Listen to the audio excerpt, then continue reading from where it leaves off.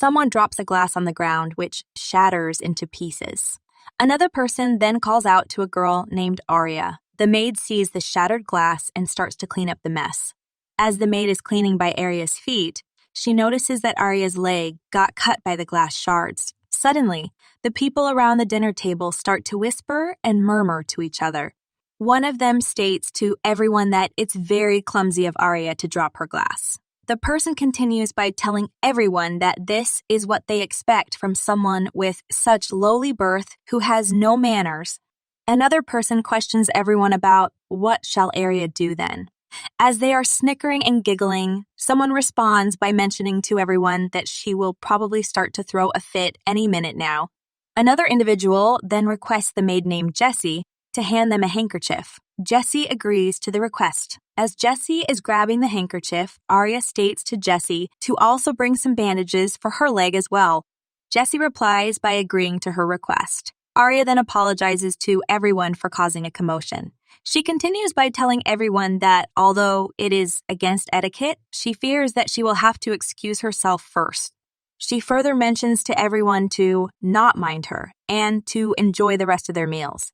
As Aria is leaving, the people are surprised to find out that she actually has manners. They continue by mentioning to each other that it seems like she's a completely different person.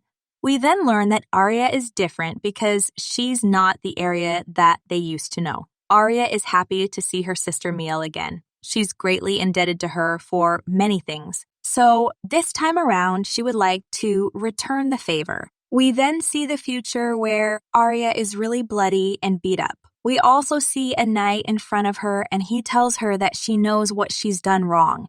Aria has no response to this. The knight continues by stating to her that she should be grateful as this is all for her sake. As Aria is huffing and panting, the knight further mentions to her that many people have fallen into despair due to her slanderous tongue, that's so full of malice.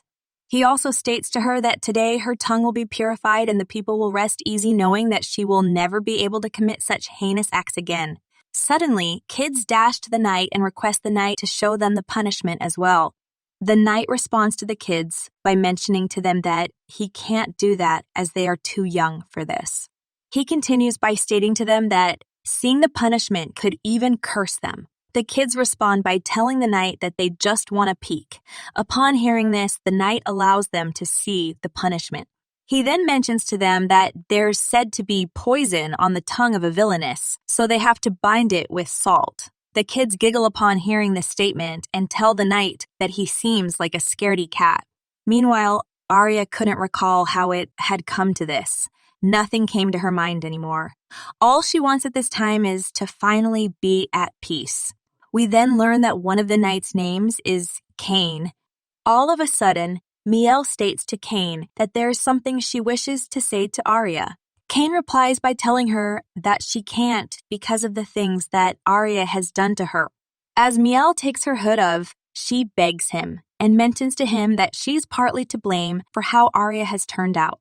As Mielle is walking close to her sister, she states to Cain that she knows that Aria has accused her of being a thief, pushed her down the stairs, and even tried to poison her, but she believes that this could all have been due to her own shortcomings. She then continues to beg Cain to allow her to bid farewell to her sister. As Aria is squirming, the people watching the punishment start to ask each other about what Mielle is doing all of a sudden.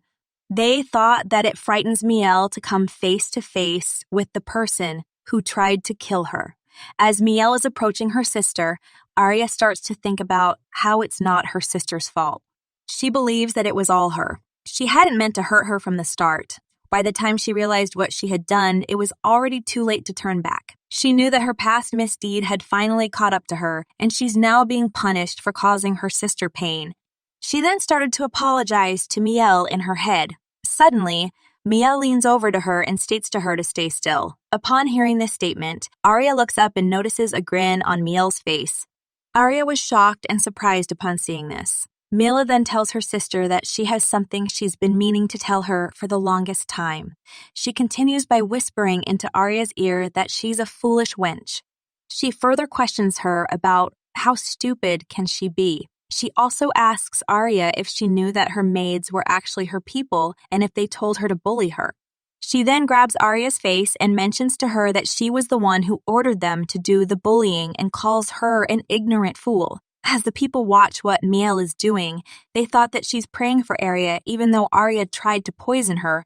They believe that Mielle's an angel. As Mielle chuckles, she questions Aria if she should tell her why she did it. She continues by stating to her that the reason is very simple. She further tells her that from the moment she stepped foot into her house with that vulgar mother of hers, she wanted to kill her. She wanted to see her and her mother be so shameless. The both of them had humiliated and disgraced their family name, so she thought that it was only right that vermin like them should be denied happiness. As Mielle raises her hands, she continues by stating to her that this is why she's letting everyone know. She believes that Aria deserves to die and wants to show everyone exactly what kind of person she and her mother are. She is also delighted to see Aria suffer. She then mentions to her that disposing of her the same way she did with her mother would be too boring. So instead, she just switched the roles and told people that she tried to poison her. However, even Mielle was surprised to see how quick everyone was to blame her. As Mielle is laughing, she continues by stating to her that she's lived such a sinful life for nobody to suspect otherwise. She further tells her that it's because it was her plan all along. She made her the villainess that she is today. She couldn't believe how foolish Aria is and how easy it was to manipulate her. She further tells her that she should have never been born in the first place. As Mielle sighs, she mentions to her sister that it may be different for her, but she won't forget the wonderful memories that they have shared. She continues by stating to her that her heart aches at the thought of not being able to see her anymore. She further tells her that she will miss her and says goodbye to her. As the night is getting ready to punish Aria couldn't believe that this is real. She didn't want to die like this. The knight then raises his sword to slash Aria. All Aria wants at this moment is to return to the past. All of a sudden, she notices an hourglass in front of her. She believes that if she could go back, she would change everything. She wouldn't be deceived by the maids, and she would save her mother. All of a sudden, we see the present, and Aria shatters a glass. Aria's mother then mentions to her that she's failed to learn proper manners, and now she's even dozing off at the dinner table. She continues by stating to the maids to quickly clean up the broken glass. Mielle then questions Aria if she's all right. However, Aria gives no response to her. Aria is only thinking about the fact that if she really has returned and has been given a second chance to pay Mielle back for everything she's done to her, then she will do just what Mielle wanted, which is by being a true villainess. We then see Aria in her room and Jessie is tending to her wound. As Jessie is patching up her wound, Aria starts to think about how Jessie was the only maid who had given her any advice. She continues by thinking about how she shouldn't have been so harsh on her. She then apologizes to Jessie in her head. Suddenly, Jessie asks her if it hurts. Aria responds by stating to her that it doesn't and that she's just yawning because she's sleepy. Jessie replies by telling her that she's sorry that it's taking so long to treat her. She continues by mentioning to her that, come to think of it, she seemed pretty tired during dinner too. Aria tells herself that this is because she wasn't being perceptive enough. She then responds by thanking her and stating to her that it's fine. She continues by mentioning to her that she would like to rest now and requests her to prepare the bed for her. Jessie replies by stating to her that of course she will. Aria felt that her body is so heavy. She is also still wondering whether what happened had just been a long, horrifying nightmare. As she's glancing at some childish items in her room, she knew that this doesn't seem plausible either. She believes this because the person she is couldn't accept the fact that this is her room because of all the childish items in it. As she groans, she starts to question her past self's taste as there's such an overload of tackiness that she can hardly stand it. All of a sudden, Jessie tells her that the bed's all ready and requests her to rest. She also mentions to her that she looks unwell.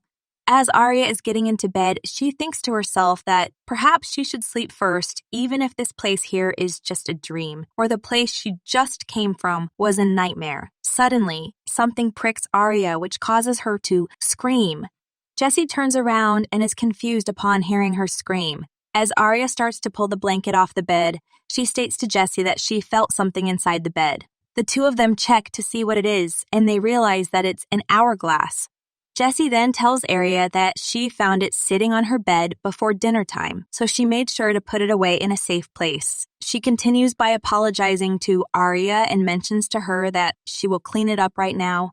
Aria then starts to think about the hourglass, which makes her remember the future of when she was about to get slashed by the knight. As she leans over to grab the pieces of the hourglass, Jessie mentions to her to be careful. Aria starts to remember everything now. She understands what the hourglass is. She believes that this is her shot at redemption, a chance to repent for the foolish ways of her past.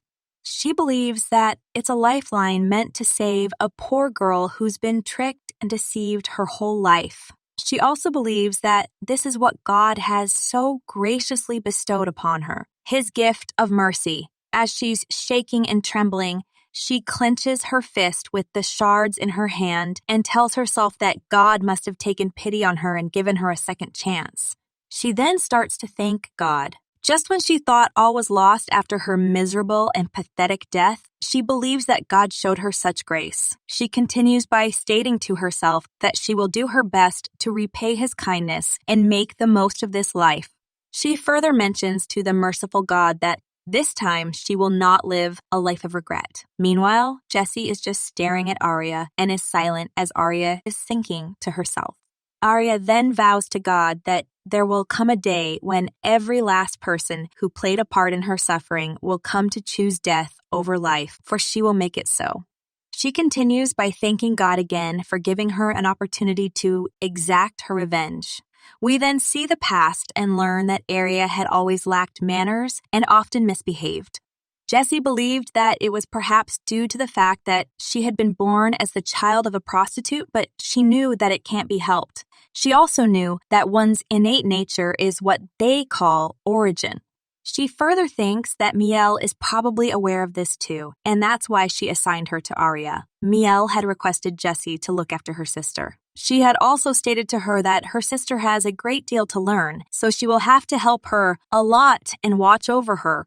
However, she knew that the true meaning behind her words, which was to keep a close eye on that vulgar piece of scum so that Mielle can get her kicked out. Jessie understood the task and wondered how she can be so kind and benevolent. All of a sudden, Aria questions Jessie about if she thinks that they can get the hourglass fixed.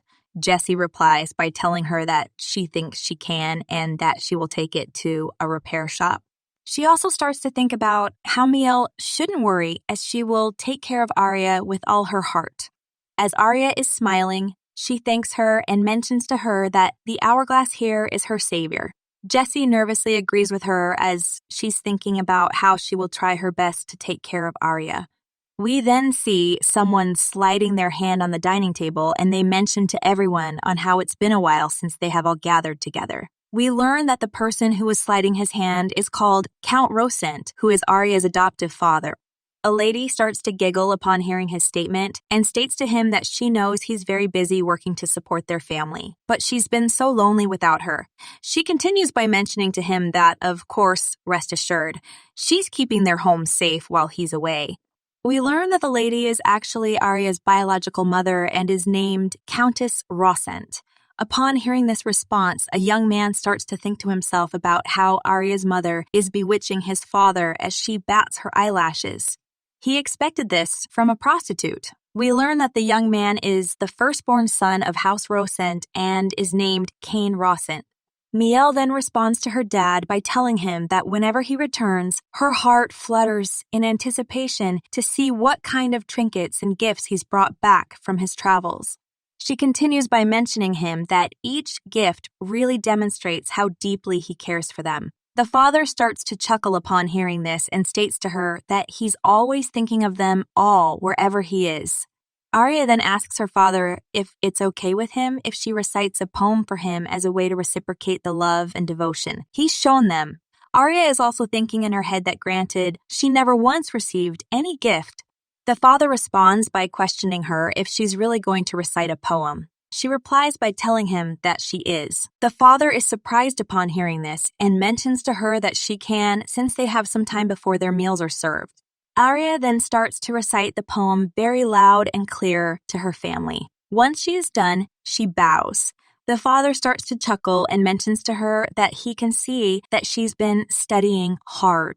Her mother replies by stating to her father that Aria's always reading books, even when they weren't too well off. As she's laughing, she continues by telling him that it seems Aria's benefiting immensely from the many learning opportunities provided here as well.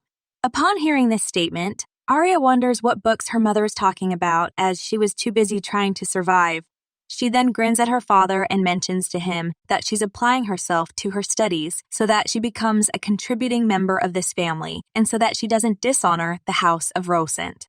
We then learn that in the past, Aria was always being compared to Mielle for her lack of intelligence, as she would never make an effort to learn anything. At that time, she didn't know that Mielle had simply learned everything before her. Aria doubted that she could ever be as smart as her back then, so she quickly gave up on her studies to improve her appearance instead and continued on to becoming a villainess. As Mielle is clapping for her sister, she states to her that this is a famous poem by the first Count Roscent, which she learned when she was 4. Mielle continues by telling her that she's not sure if she knows, but there was another poem written in response to this one. As Aria is listening to her response, she knows that her sister always pulls stunts like this to make a fool out of her. Mielle further mentions to her that she's probably unfamiliar with it since it's not too well known, so she will recite it for her as she knows it by heart. Mielle then starts to recite the poem. After she is done, everyone is amazed and they start clapping for her.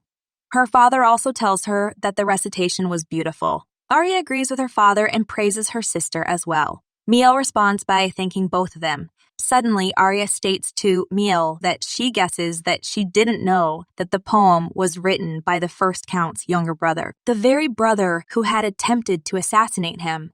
She continues by mentioning to her that this is actually why she never memorized this poem. She also starts to think in her head about how Mielle fell right into her trap and thanks her for it. We then learn that in the past, Aria had recited this poem and Mielle's brother started to yell at Aria and questioned her about how could she even think of reciting a poem without first knowing its meaning. This startled Aria. He continued shouting and asked her if she dares to make a mockery of their family with this ridiculous charade of hers. He further questioned her about if she truly believed that she could rid herself of her inferior origins if she just imitated them. Ironically, though, this time, they are in the exact opposite positions today. Yet now, Mielle's brother remains silent with his mouth shut tight.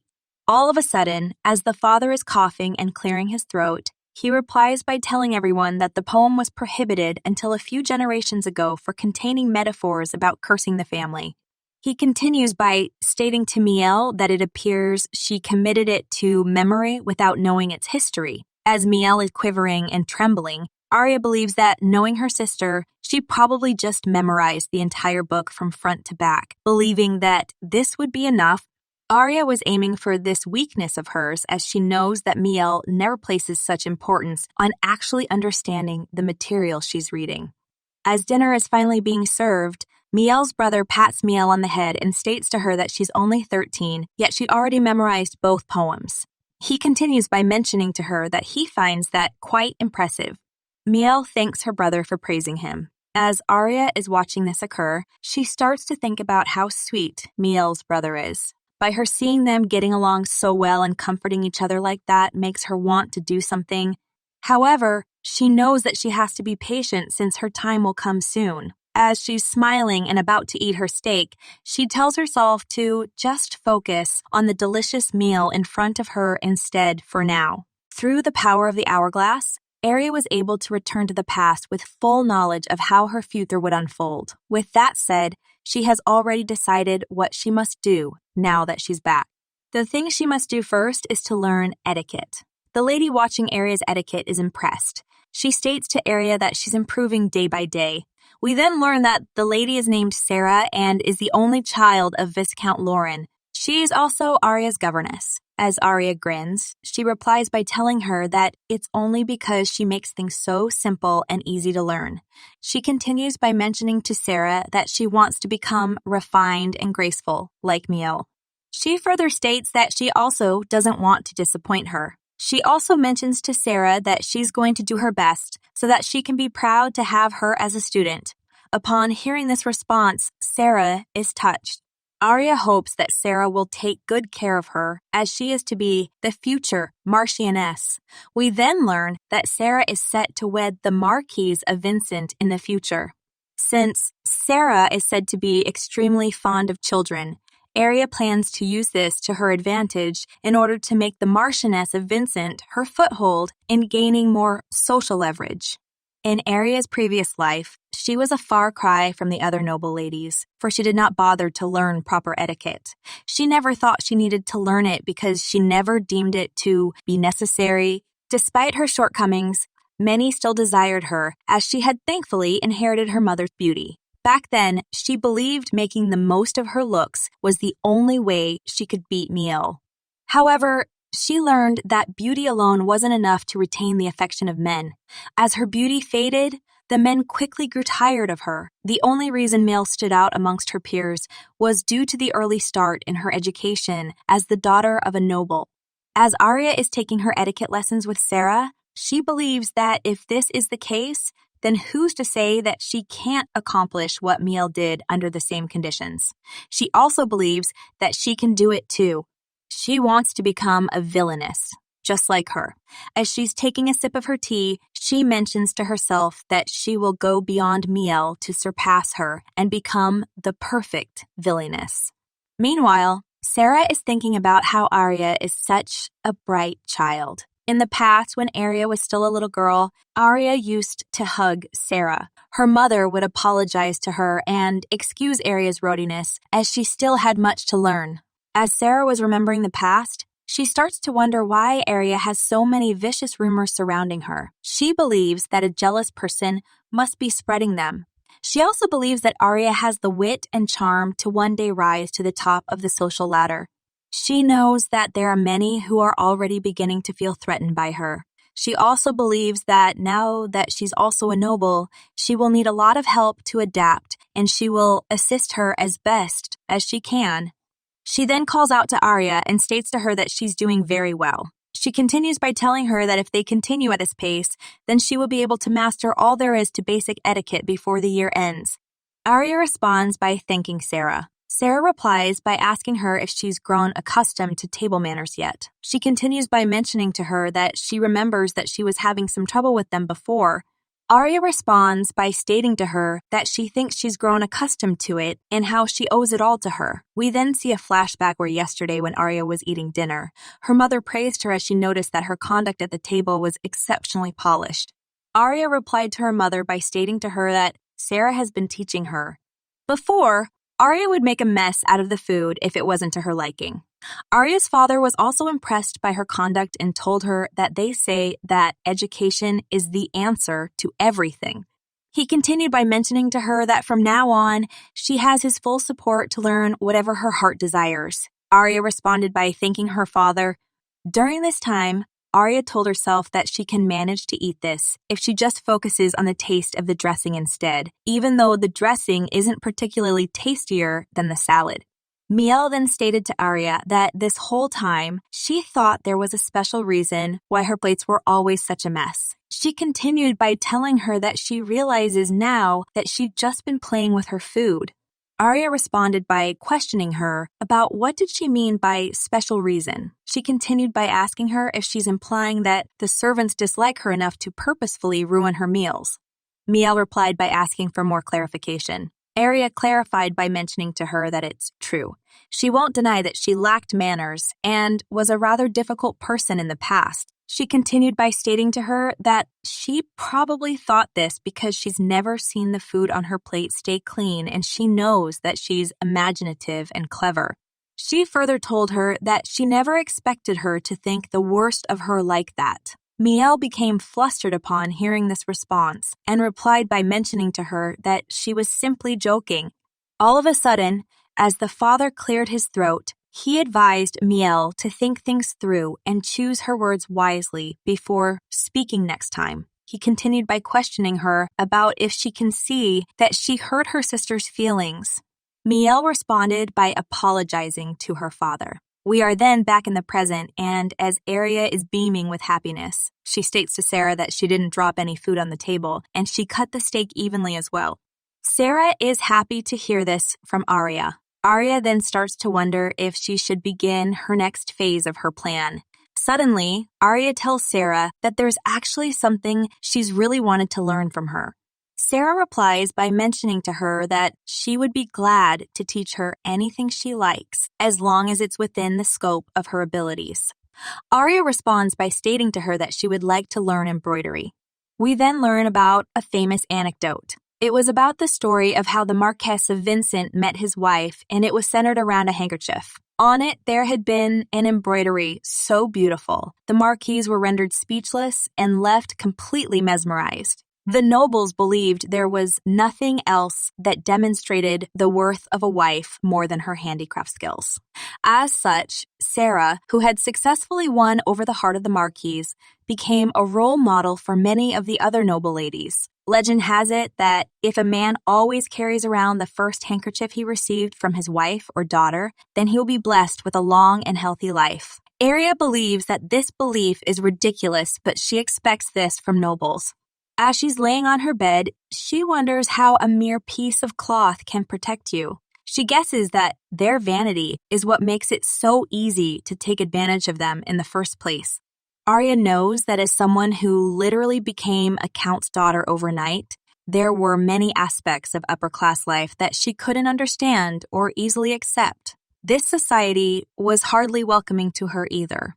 She believes that this time, she will have to blend in as naturally as she can. She wants to ruin them from within, bit by bit, so that no one will notice. She also believes that this must be why God gave her another chance. After all, it's the next day, and we see Sarah teaching Aria how to embroider. Sarah is praising Aria and tells her that she's a fast learner. Aria replies by thanking her. She also tells herself that she's better at this than she thought. Aria knows that her past attempts ended with her throwing the hoop across the room out of frustration. She believes that it might be because she couldn't find a reason to continue back then, unlike now, where she has a clear purpose in mind. Sarah then takes out a piece of cloth and mentions to Aria that this is very fine silk. Aria responds by stating to her that it's for her father's gift. She continues by telling her that she's going to make him a handkerchief and how her mother sourced the best silk for it. She further mentions to her that she will be embroidering their family seal and the lily as well. Sarah replies by stating to her that the cloth really is soft and lustrous. Sarah also starts to think in her head about how Aria is so caring and how she's such a pure and kind child. Meanwhile, Aria is thinking about how it will be troublesome if Mielle finds out about her embroidery lessons. She knows that once Mielle finds out, she will also begin her lessons. She also believes that if the Count ever discovers this, he may refuse to take hers and wait until Mielle has completed her lessons. We then learn that in order to keep her project a secret, Aria sought help from her mother. Her mother wished her luck and told her that she will prepare the finest material for her. Aria was relieved to know that at least she has her mother on her side. As she's continuing her lesson with Sarah, she starts to think about how she's aware that Mielle was slower with her hands than most would have anticipated. As a result, she was 15 years old by the time she finished her first embroidery. However, she knows that it's impossible to know how things might change if Mielle were to find out about her lessons and start learning sooner. She believes that she must get ahead of Mielle and outdo her in everything as quickly as possible. She also believes that it's the only way she can take all that she has accomplished and achieved away from her. A few days pass by and Aria shows her finished gift for her father to Sarah. Sarah is very impressed with her work and mentions to her that this is absolutely impeccable. She continues by stating to her that it's perfect in every way and how she should be proud of herself. She further tells her that she can even sell it. Aria responds by mentioning to her that she's too kind. She also thinks in her head about how Sarah's really good at embroidery and teaches it well too. Sarah then states to her that since she's completed her father's gift, maybe she can try a different pattern today. She continues by asking her to try something a bit more challenging. Aria replies by telling her that she would like to stitch a golden rose. This causes Sarah to halt. She then questions Aria if she's aware of what the design signifies. Aria responds by mentioning to her that, of course she does. She continues by stating to her that it's the family seal for the House of Frederick. We then learn that Aria's next target is Mielle's fiancé, Oscar Frederick. Mielle was quite infatuated with him. Sarah starts to think about how, to her knowledge, there are talks of an impending engagement between Oscar and Mielle. She then starts to wonder if Aria likes Oscar. Meanwhile, Aria tells herself that she will steal Oscar away from Mielle. Sarah continues her thought by thinking about how only more terrible rumors will follow Aria if anyone finds out about this. As Aria is giggling, she mentions to herself that even though she has absolutely no interest in Oscar, she wants to see Mielle suffer. All of a sudden, Sarah then questions Aria about if she will be giving that to Oscar. Aria replies by asking her who Oscar is. She continues by stating to her that she was simply attracted to the pretty seal. Upon hearing this response, Sarah takes a breath of relief and mentions to her that she understands. However, Aria notices that Sarah is worried about her. She starts to think about how Sarah is such a compassionate and warm person and believes that it's too much for her own good. She continues by stating to herself that she doesn't even realize that she's using her. Sarah then apologizes for going off track with such a silly question and tells her to come closer. She continues by questioning her about if they should embroider a rose today. Aria responds by agreeing with her. We then see Oscar and Hees looking out the window. Suddenly, his sister calls out to him and requests him to come back inside as the wind's cold. Oscar turns around and tells his sister that he will be right there. We then see that Mielle is giving a handkerchief to her father. The father replies by mentioning to her that her embroidery is breathtaking. Mielle responds by stating to her father that he must keep it with him at all times. The father starts to chuckle upon hearing this statement and tells her that, of course he will, since it's a gift given by her. We then learn that next to Mielle, Aria was always considered an inadequate and incompetent girl. Everyone, including Aria, doubted that Aria could ever catch up to Mielle. It was merely accepted as the truth. We then see that the family is having dinner together and Mielle mentions to her father that she takes it that he's wrapped up his previous business. The father confirms with her that he has. He continues by stating to her that it's time he looked for a new venture. Mielle replies by suggesting to her father to invest in leather. The father responds by asking her for more clarification. She clarifies by telling him that she's recently noticed that all the fashion-conscious and trendy noble ladies have been wearing leather over their dresses, like corsets. She continues by questioning her father if he thinks that it's a novel idea. The father replies by mentioning to her that now that she mentions it, many have been anticipating leather as the latest trend for the past few years or so. He continues by stating to her that, although it does seem a little late, he will have to seriously consider investing in the leather market, as she said. The both of them then start to chuckle. Meanwhile, Aria starts to wonder if Mielle was always so stupid. She couldn't believe she took her for some genius when she was young. She also believes that Mielle spouts nonsense without giving much thought to what she's saying. She continues by thinking to herself about how this so-called trend has yet to take off even though it's been predicted to become popular for the past 2 years. She starts to wonder if this signifies a problem. Aria is aware that leather is difficult to manufacture and maintain, but above all else, it can give off a nauseating stench if the person isn't careful. In the past, Aria wore leather and one of the butlers thought that the foul smell was from her perfume. However, it was actually from the leather and she laughed it off when he asked her. Aria also knows that this fad was short-lived. She then asks her father if she can also make a suggestion. The father is surprised upon hearing this and responds by telling her that he wasn't aware that she was invested in fashion as well. Aria replies by mentioning to her father that she is, in the background, The maids are snickering to each other and are wondering what Aria has to say. Aria then continues by stating to her father that she's also heard that a few noble ladies have started to wear leather as well. She further tells him that she began to wonder if leather could ever really come into fashion. Upon hearing this statement, her father asks her for more clarification. She clarifies by mentioning to him that leather dyeing is a strenuous process since leather is sensitive and unforgiving. Even if the color is able to properly set, it fades too easily. She continues by stating to him that from manufacturing to production, everything about leather is simply too complicated, hence why many people are not in the leather business. She further tells him that the way she sees it, if leather was truly to be in demand and well received by everyone, she reckons it would have happened already. She also mentions to him that this is, of course, all her opinion. The father is shocked upon hearing such a logical and insightful remark by her and agrees with her. Aria responds by stating to him that she's also heard something interesting. She continues by telling him that the princess recently traveled to the northern region. There, she is said to have bought fur in bulk. Upon hearing this statement, the father questions her for more clarification. She clarifies by mentioning to him that there are rumors that numerous fur-laden carriages went into the palace.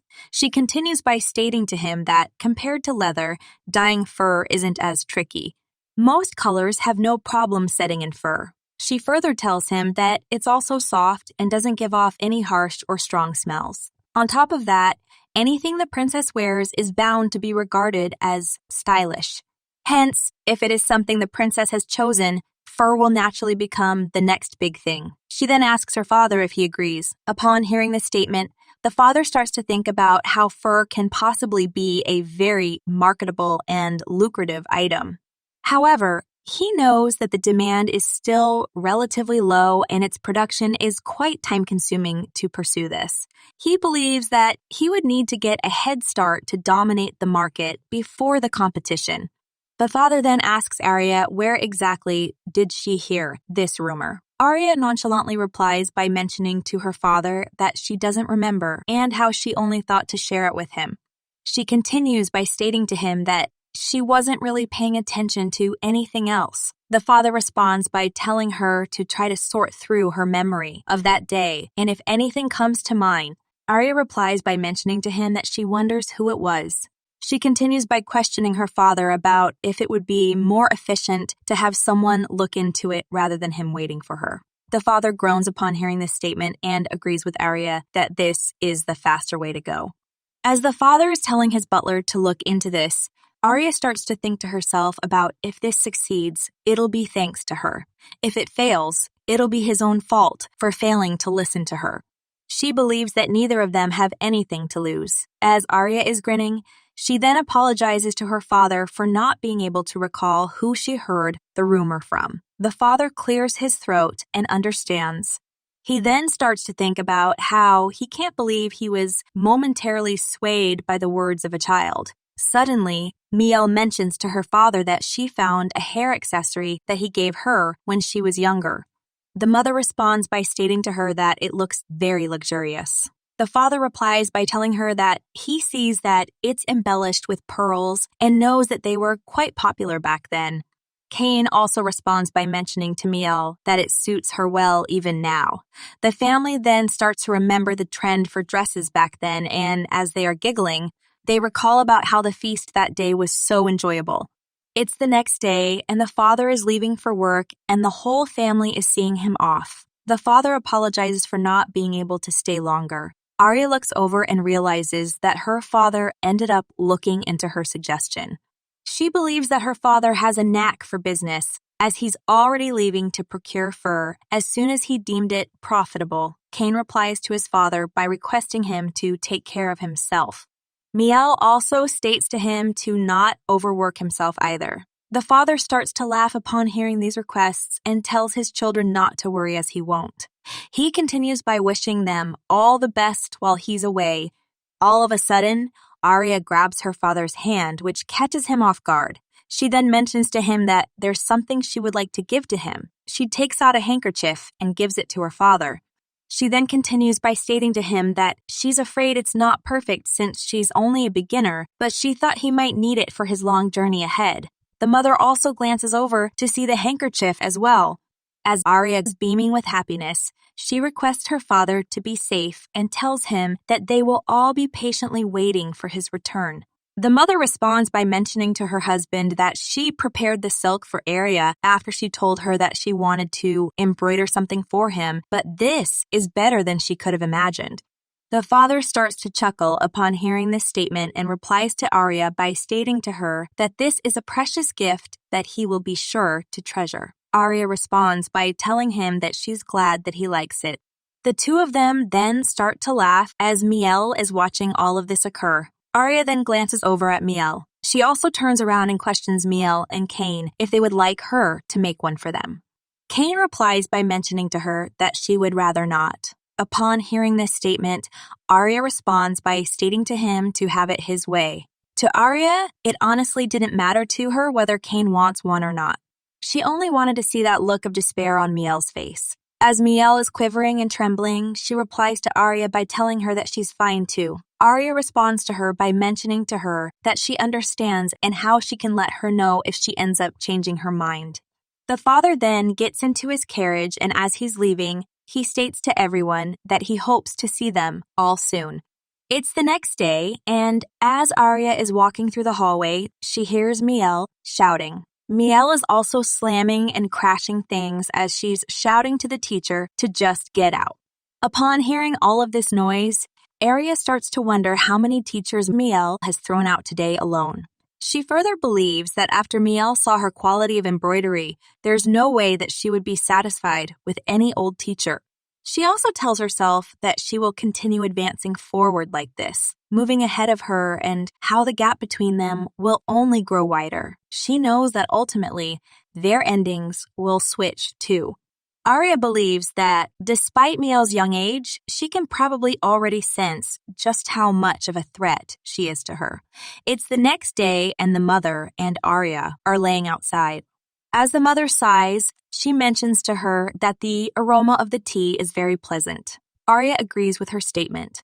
Her mother then states to her that she believes the time has come for her to find a husband. Aria replies by telling her mother that she's only 14. Her mother corrects her by mentioning to her that she means that she's almost already 15. She continues by stating to her that a woman's youth flashes by in the blink of an eye.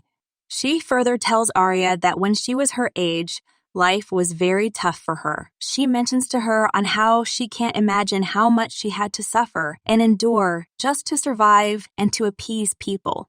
She also states to her daughter that there was once a man who declared his undying love for her. Although he seemed sincere, he left and never came back. The mother believes that he was such a smooth talker. She continues by telling her that another man, this time a baron, turned her away and bolted the moment she told him that she was pregnant with her.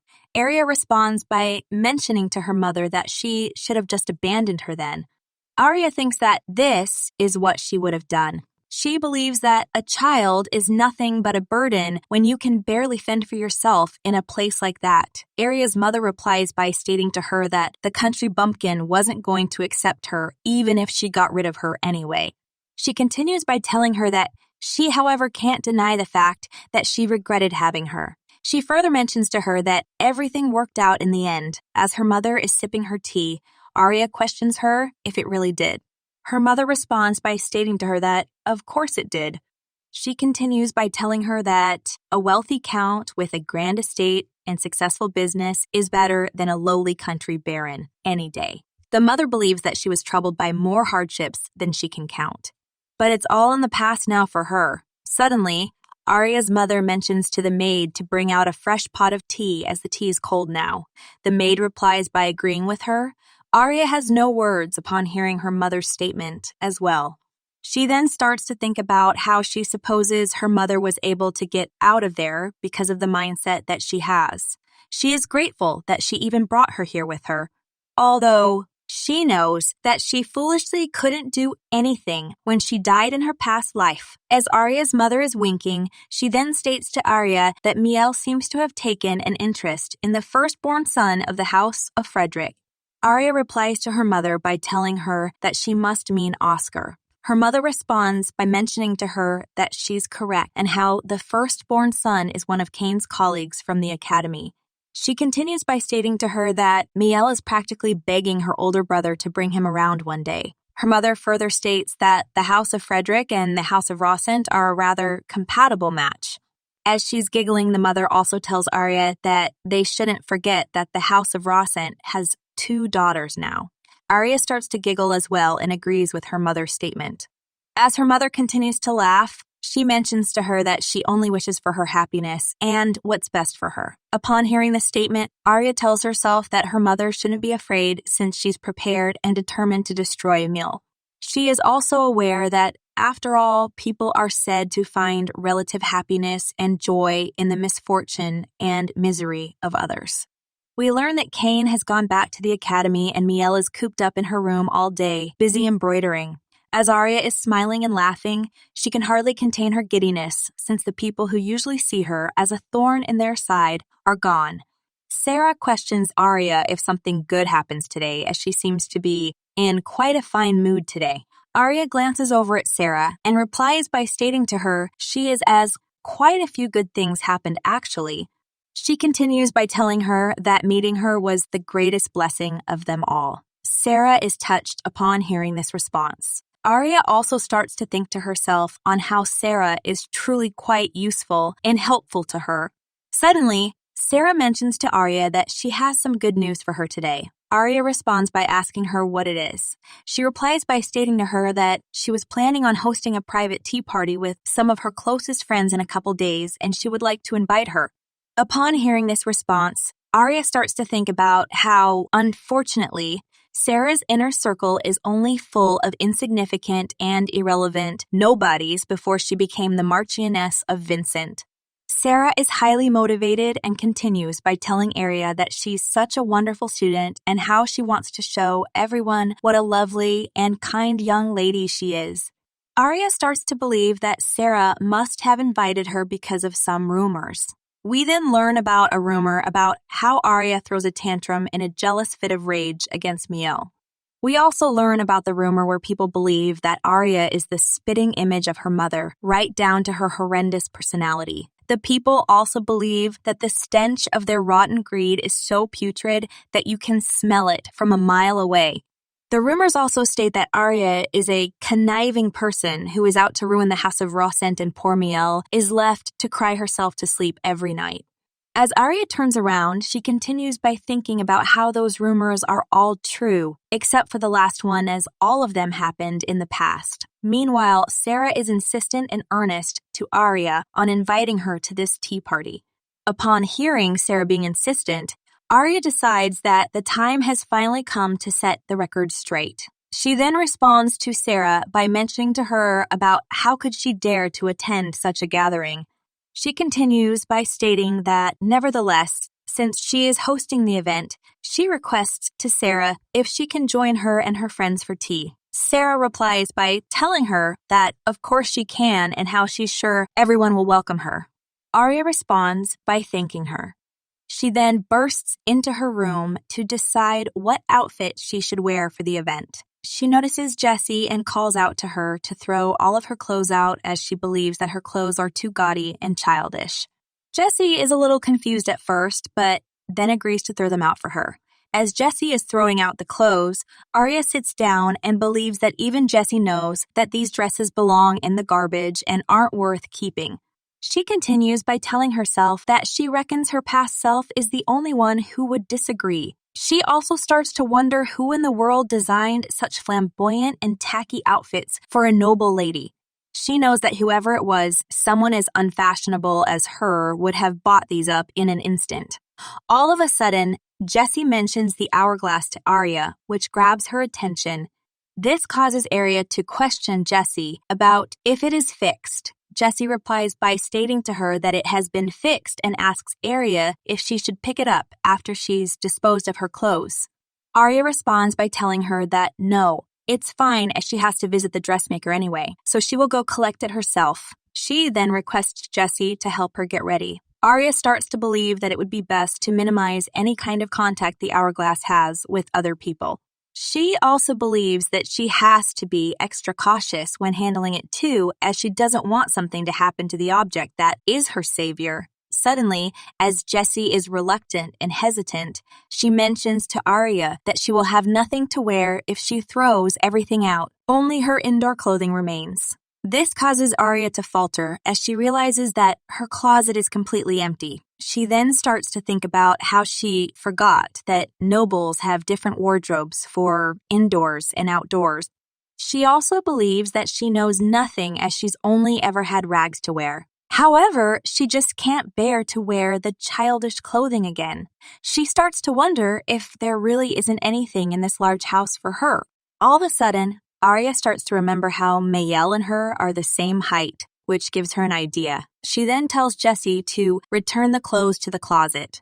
Jessie replies by questioning her if she wants her to put all of them back. Aria responds by mentioning to her that yes, she would like all of them back and how she can leave when she's done. Jessie understands upon hearing this response and starts to put all of the clothes back. She then leaves the room once she is done. Once Jessie leaves the room, she starts to feel relieved.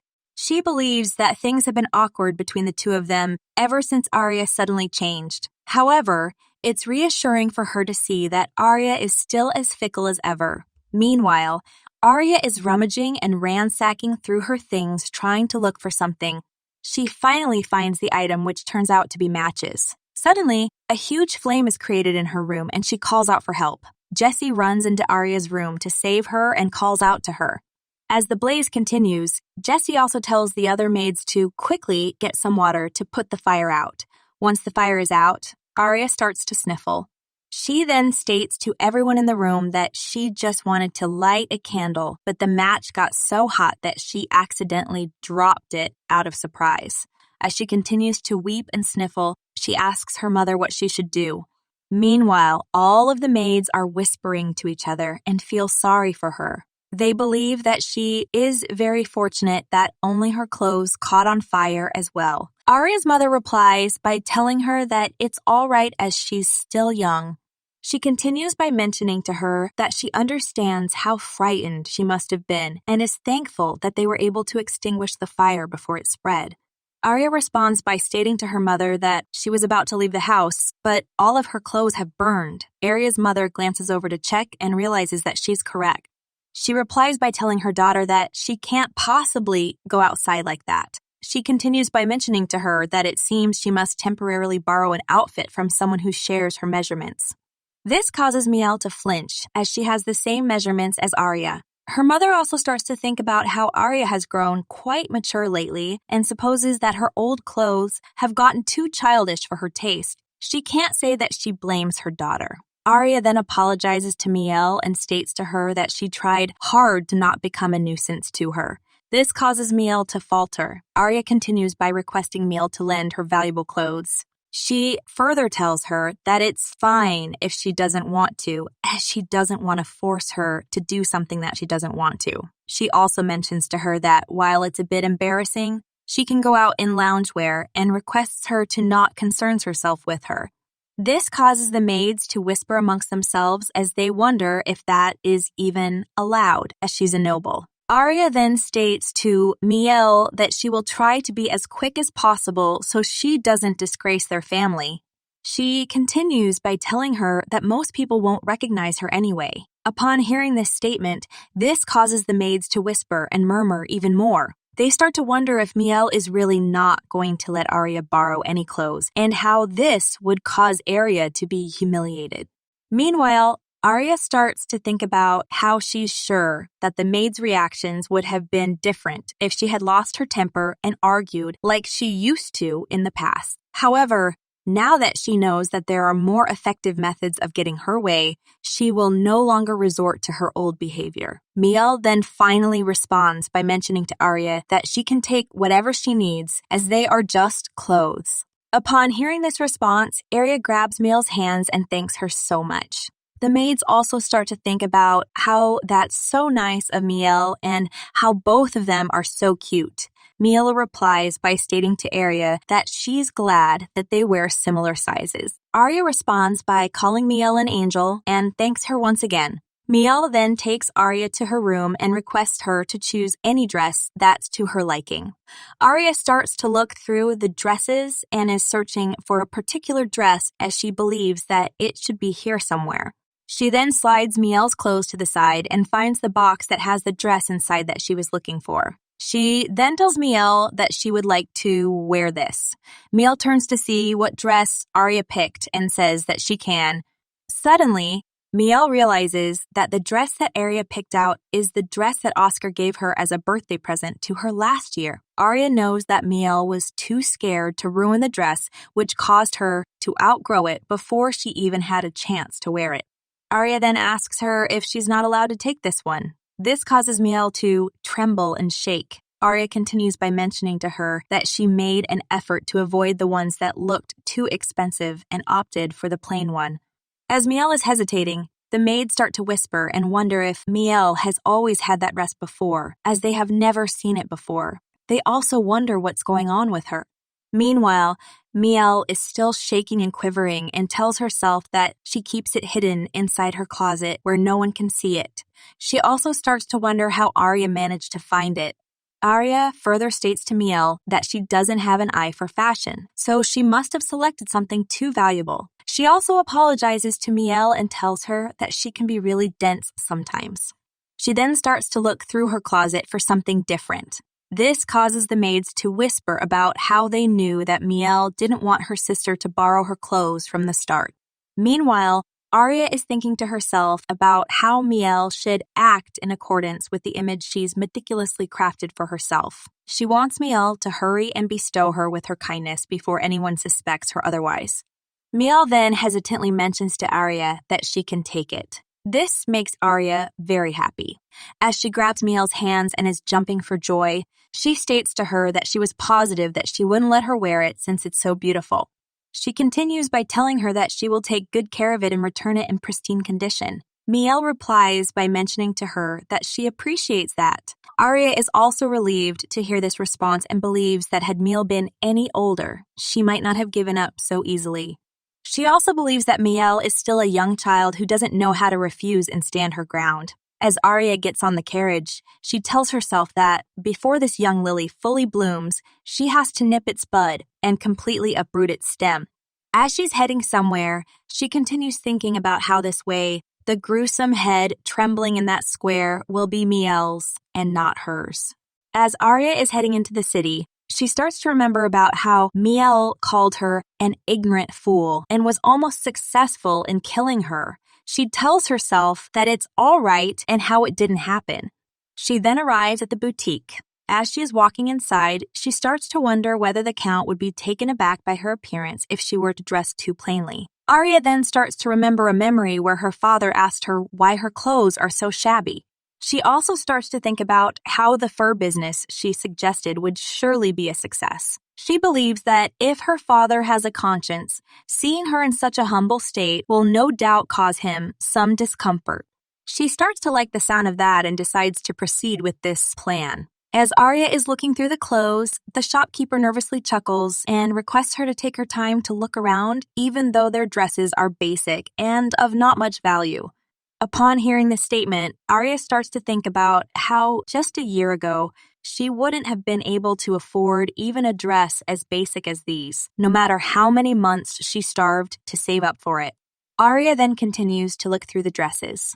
The shopkeeper mentions to her that their collection of high-end pieces are upstairs.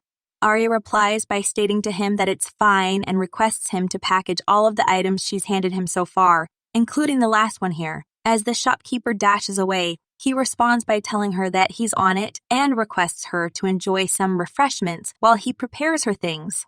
Upon noticing the snacks, Aria starts to think about how she would have done anything she could in the past to have a bite of them. She couldn't even imagine what it meant to feel full or ever being able to satiate her hunger. As Aria is eating the snacks, The shopkeeper dashes back to her and mentions to her that her items are all ready for her and thanks her for waiting. Aria then grabs the bags and leaves the store.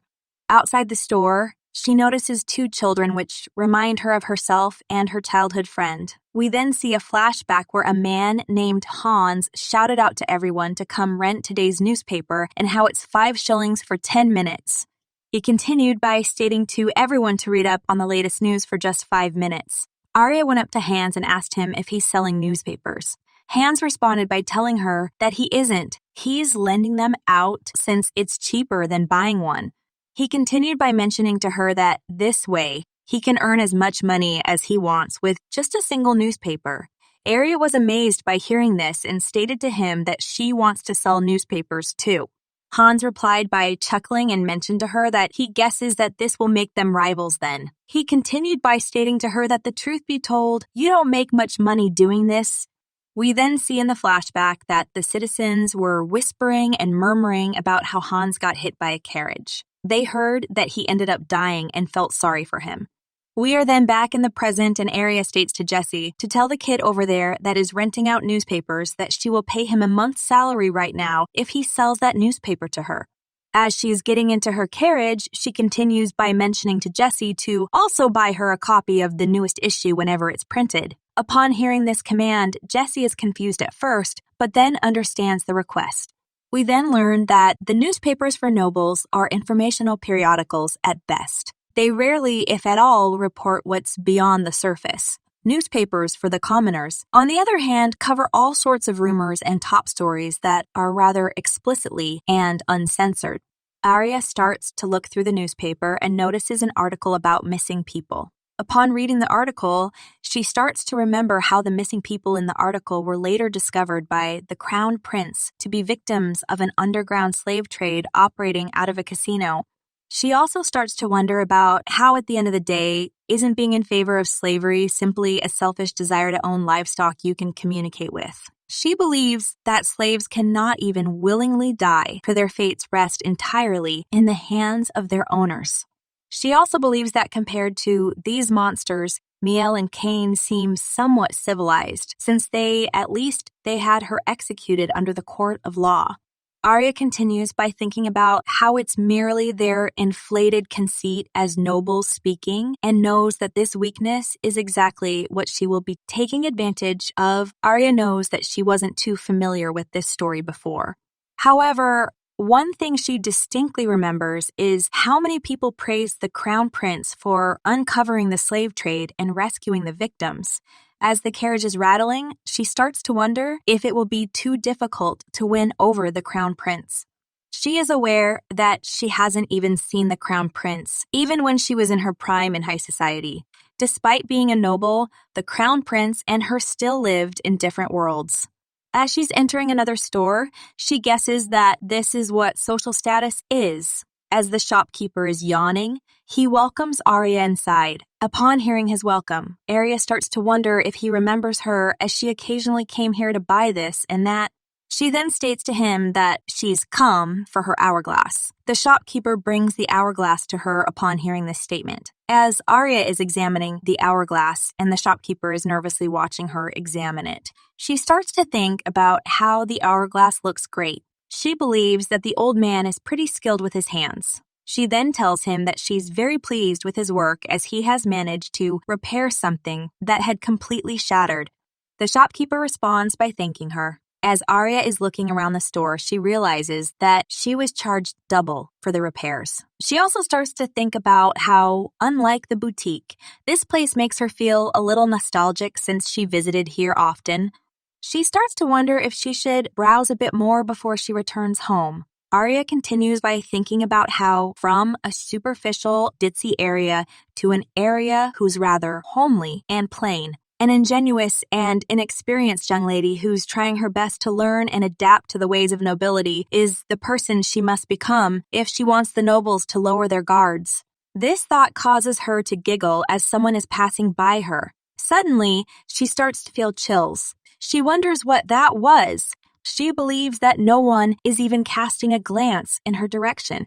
As she's shivering and quivering, She wonders what this overwhelmingly daunting feeling is that has washed over her. All of a sudden, one of her guards questions her if they should head back to the manor now as he's fidgeting with his weapon. Aria replies by agreeing with him as she has no more errands to run. As she's turning around and heading back to the carriage, she takes a breath of relief and mentions to herself that the air momentarily felt so intimidating. As she is leaving the store, she starts to think about how she only just began her new life and how she can't put herself in danger and have her second chance be in vain. The shopkeeper also bows and thanks her for coming in. Upon realizing the shopkeeper bowing to her, she notices an auction ticket behind him. She then states to the shopkeeper that it will do him good to sell that auction ticket. The shopkeeper responds by asking her for more clarification. She clarifies by stating to him that he won't be able to use it anyway. We then learn that the ticket is for an auction hosted by the casino. Many people are flocking to participate for the gambling and the auction of rare items. They are oblivious to the fact that the casino will soon be shut down by the Crown Prince. Many are still incurring debts to get their hands on one of those tickets. Aria believes that this old man has undoubtedly done the same thing and how he probably has no money either. The shopkeeper then replies by telling her that he isn't sure if he follows. Aria sighs upon hearing this response and mentions to him to just remember that she warned him and how the choice is his. She also starts to think about how, considering she's only a young child to him, it's only natural that he won't take her seriously. As she turns around, a hooded man attacks Aria's guard. Suddenly, the hooded man grabs her hand. Aria turns around to see who grabbed her hand. The hooded man then questions her why she said such a thing. He continues by stating to her that he's asking why she said that to the owner. As Aria is looking at the mysterious man, she knows that his eyes are familiar to her and believes that she has seen them before somewhere. The mysterious man further tells her that if she's going to pretend that she can't hear him, then he will have to use force. As the mysterious man is holding her hand, she starts to wonder what's going on. She is also wondering who this man is. As the mysterious man is squeezing her hand, she starts to think about how he appeared out of the blue. All of a sudden, she looks at the owner, and the owner gasps.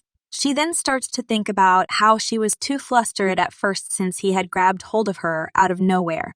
Now that she has had a good look at him, though, she knows that this person may be tall, but he's just a young man. She believes that he's probably 20 years old at most. Aria is aware that the mysterious man's skin is far too soft and fair for someone who wields a sword. She believes that the brash way he speaks to someone he's just met shows his impetuous nature. She also believes that, judging by all these characteristics, he must be a poor noble from the countryside who's come to the capital to make it big. She starts to wonder if this is the reason why he's reacting this way because of what she said. Suddenly, as the mysterious man leans towards her, he states to her that she's rather composed. Aria replies by telling him that he looks to be much more competent than her own guards. She continues by questioning him about if he couldn't possibly believe a young girl such as herself could outrun someone as skilled as him. She further asks him to release her hand if he wants to hear her answer. The mysterious man responds by asking her for more clarification. She clarifies by mentioning to him that her hand hurts. She continues by questioning him what he will do if she can't use her hand anymore.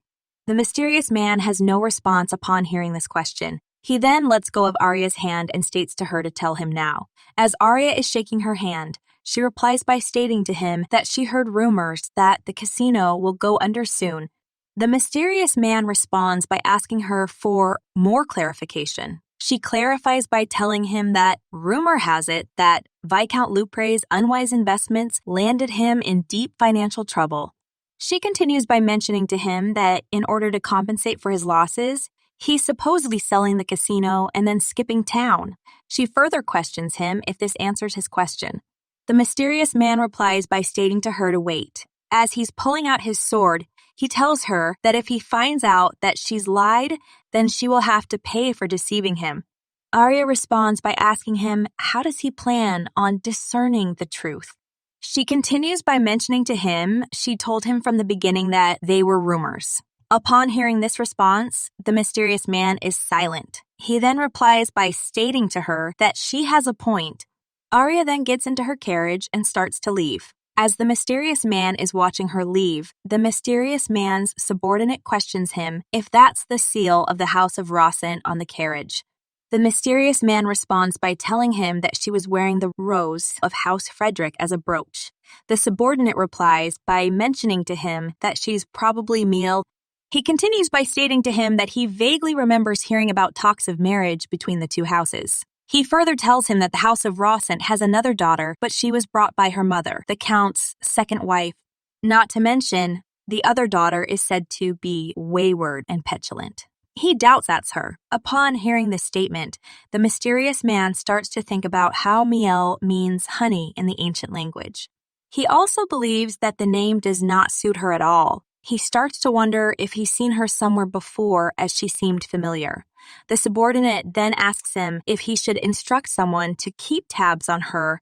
The mysterious man responds by disagreeing and mentioning to him that it's enough that they know who she is, as there's nothing else they need from her. He continues by stating to him that they have to deal with the casino first.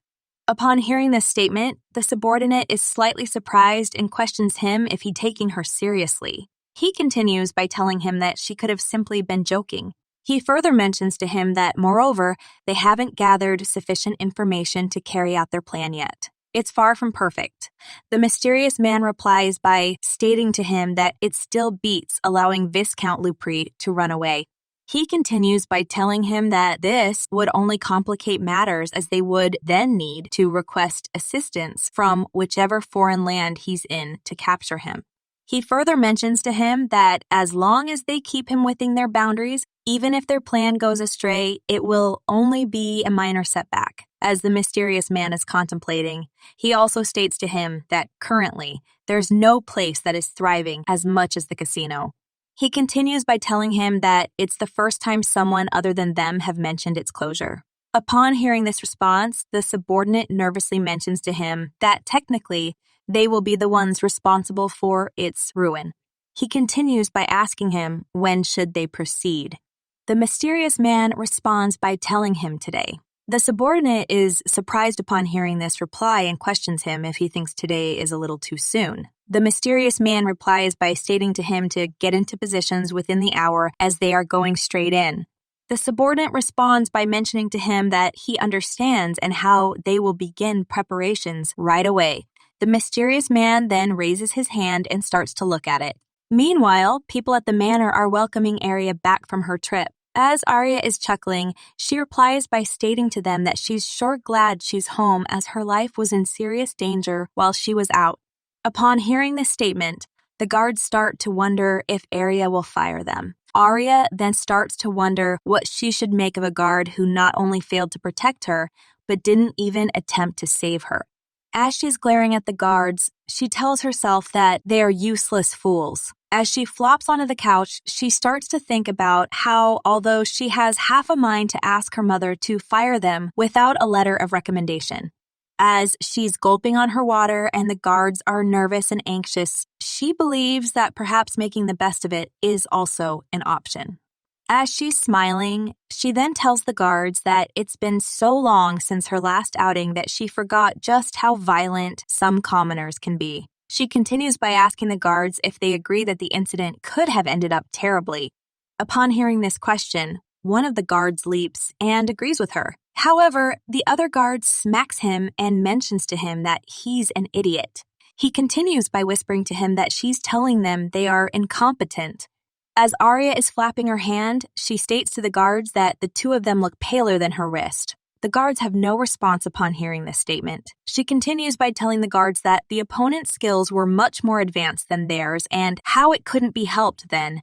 This causes the guards to perk up. She further mentions to them that the water is a bit lukewarm. As Aria is grinning, she also states to the guards that if there was only someone who could bring her a glass of cold water, then that would be great. Upon hearing this statement, both the guards start to dash away to get Aria a glass of cold water and start to argue amongst themselves. Aria starts to laugh upon seeing this reaction. She also questions Jessie if she could step outside for a moment. Jessie responds by telling her that of course she can. Jessie then leaves the room and can hear Aria laughing from outside her room. She tells herself that she should bring some snacks. Aria then stops laughing and grabs a box. She continues by lifting a secret compartment and swivels a secret opening that reveals a secret switch. She further pulls the secret switch in order to open a secret door. As she's walking through the secret door, she starts to think about how she could have been in real danger today. She continues by telling herself that she will have to quickly return this dress to Mielle. She also believes that she's fortunate that Mielle and her share similar features such as their height, hair color, and eye color. Because of this, she believes that the mysterious man won't realize it's her anytime soon.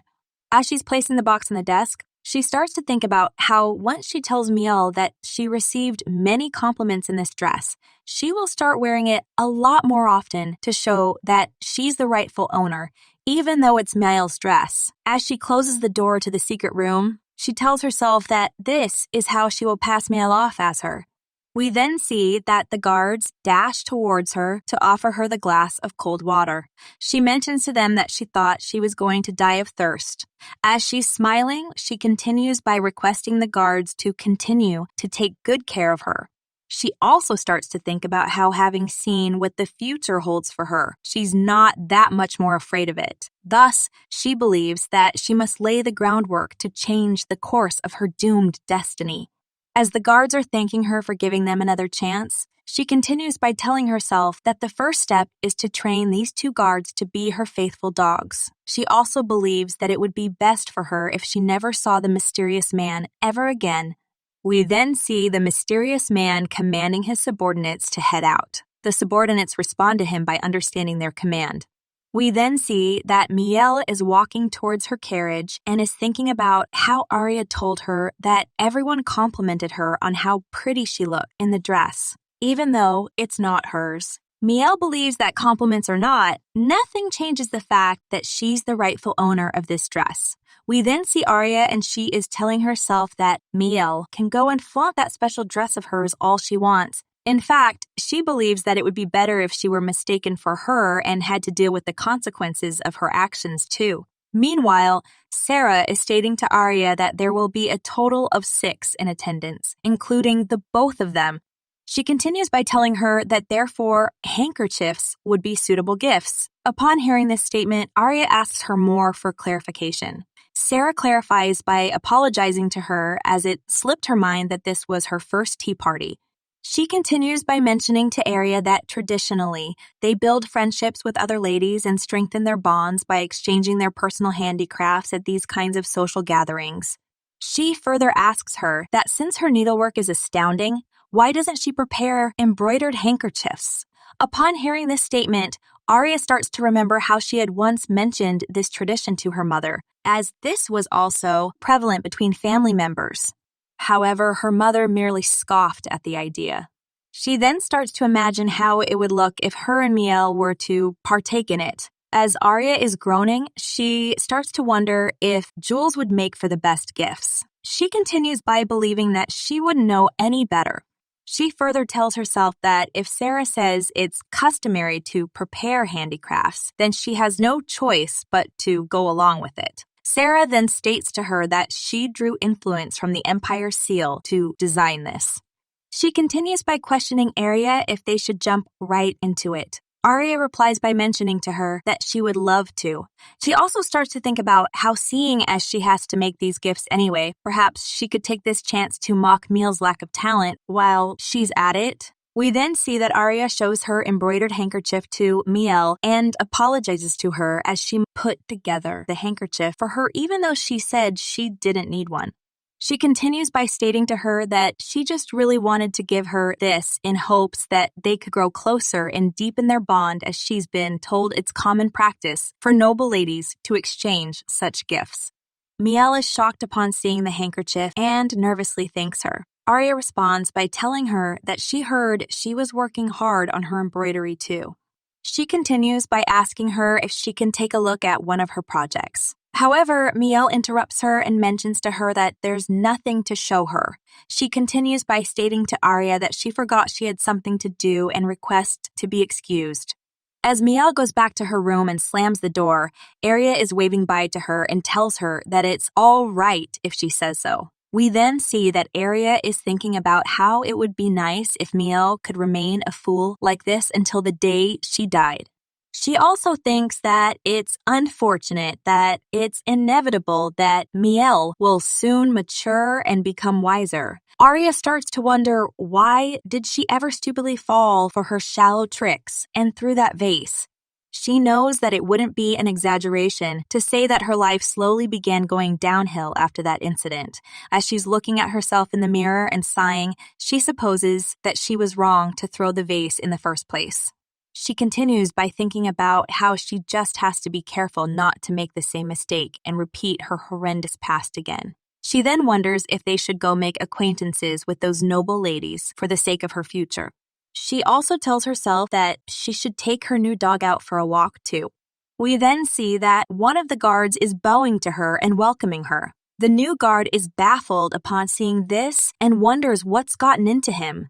Aria notices that the new guard next to him is staring at him strangely.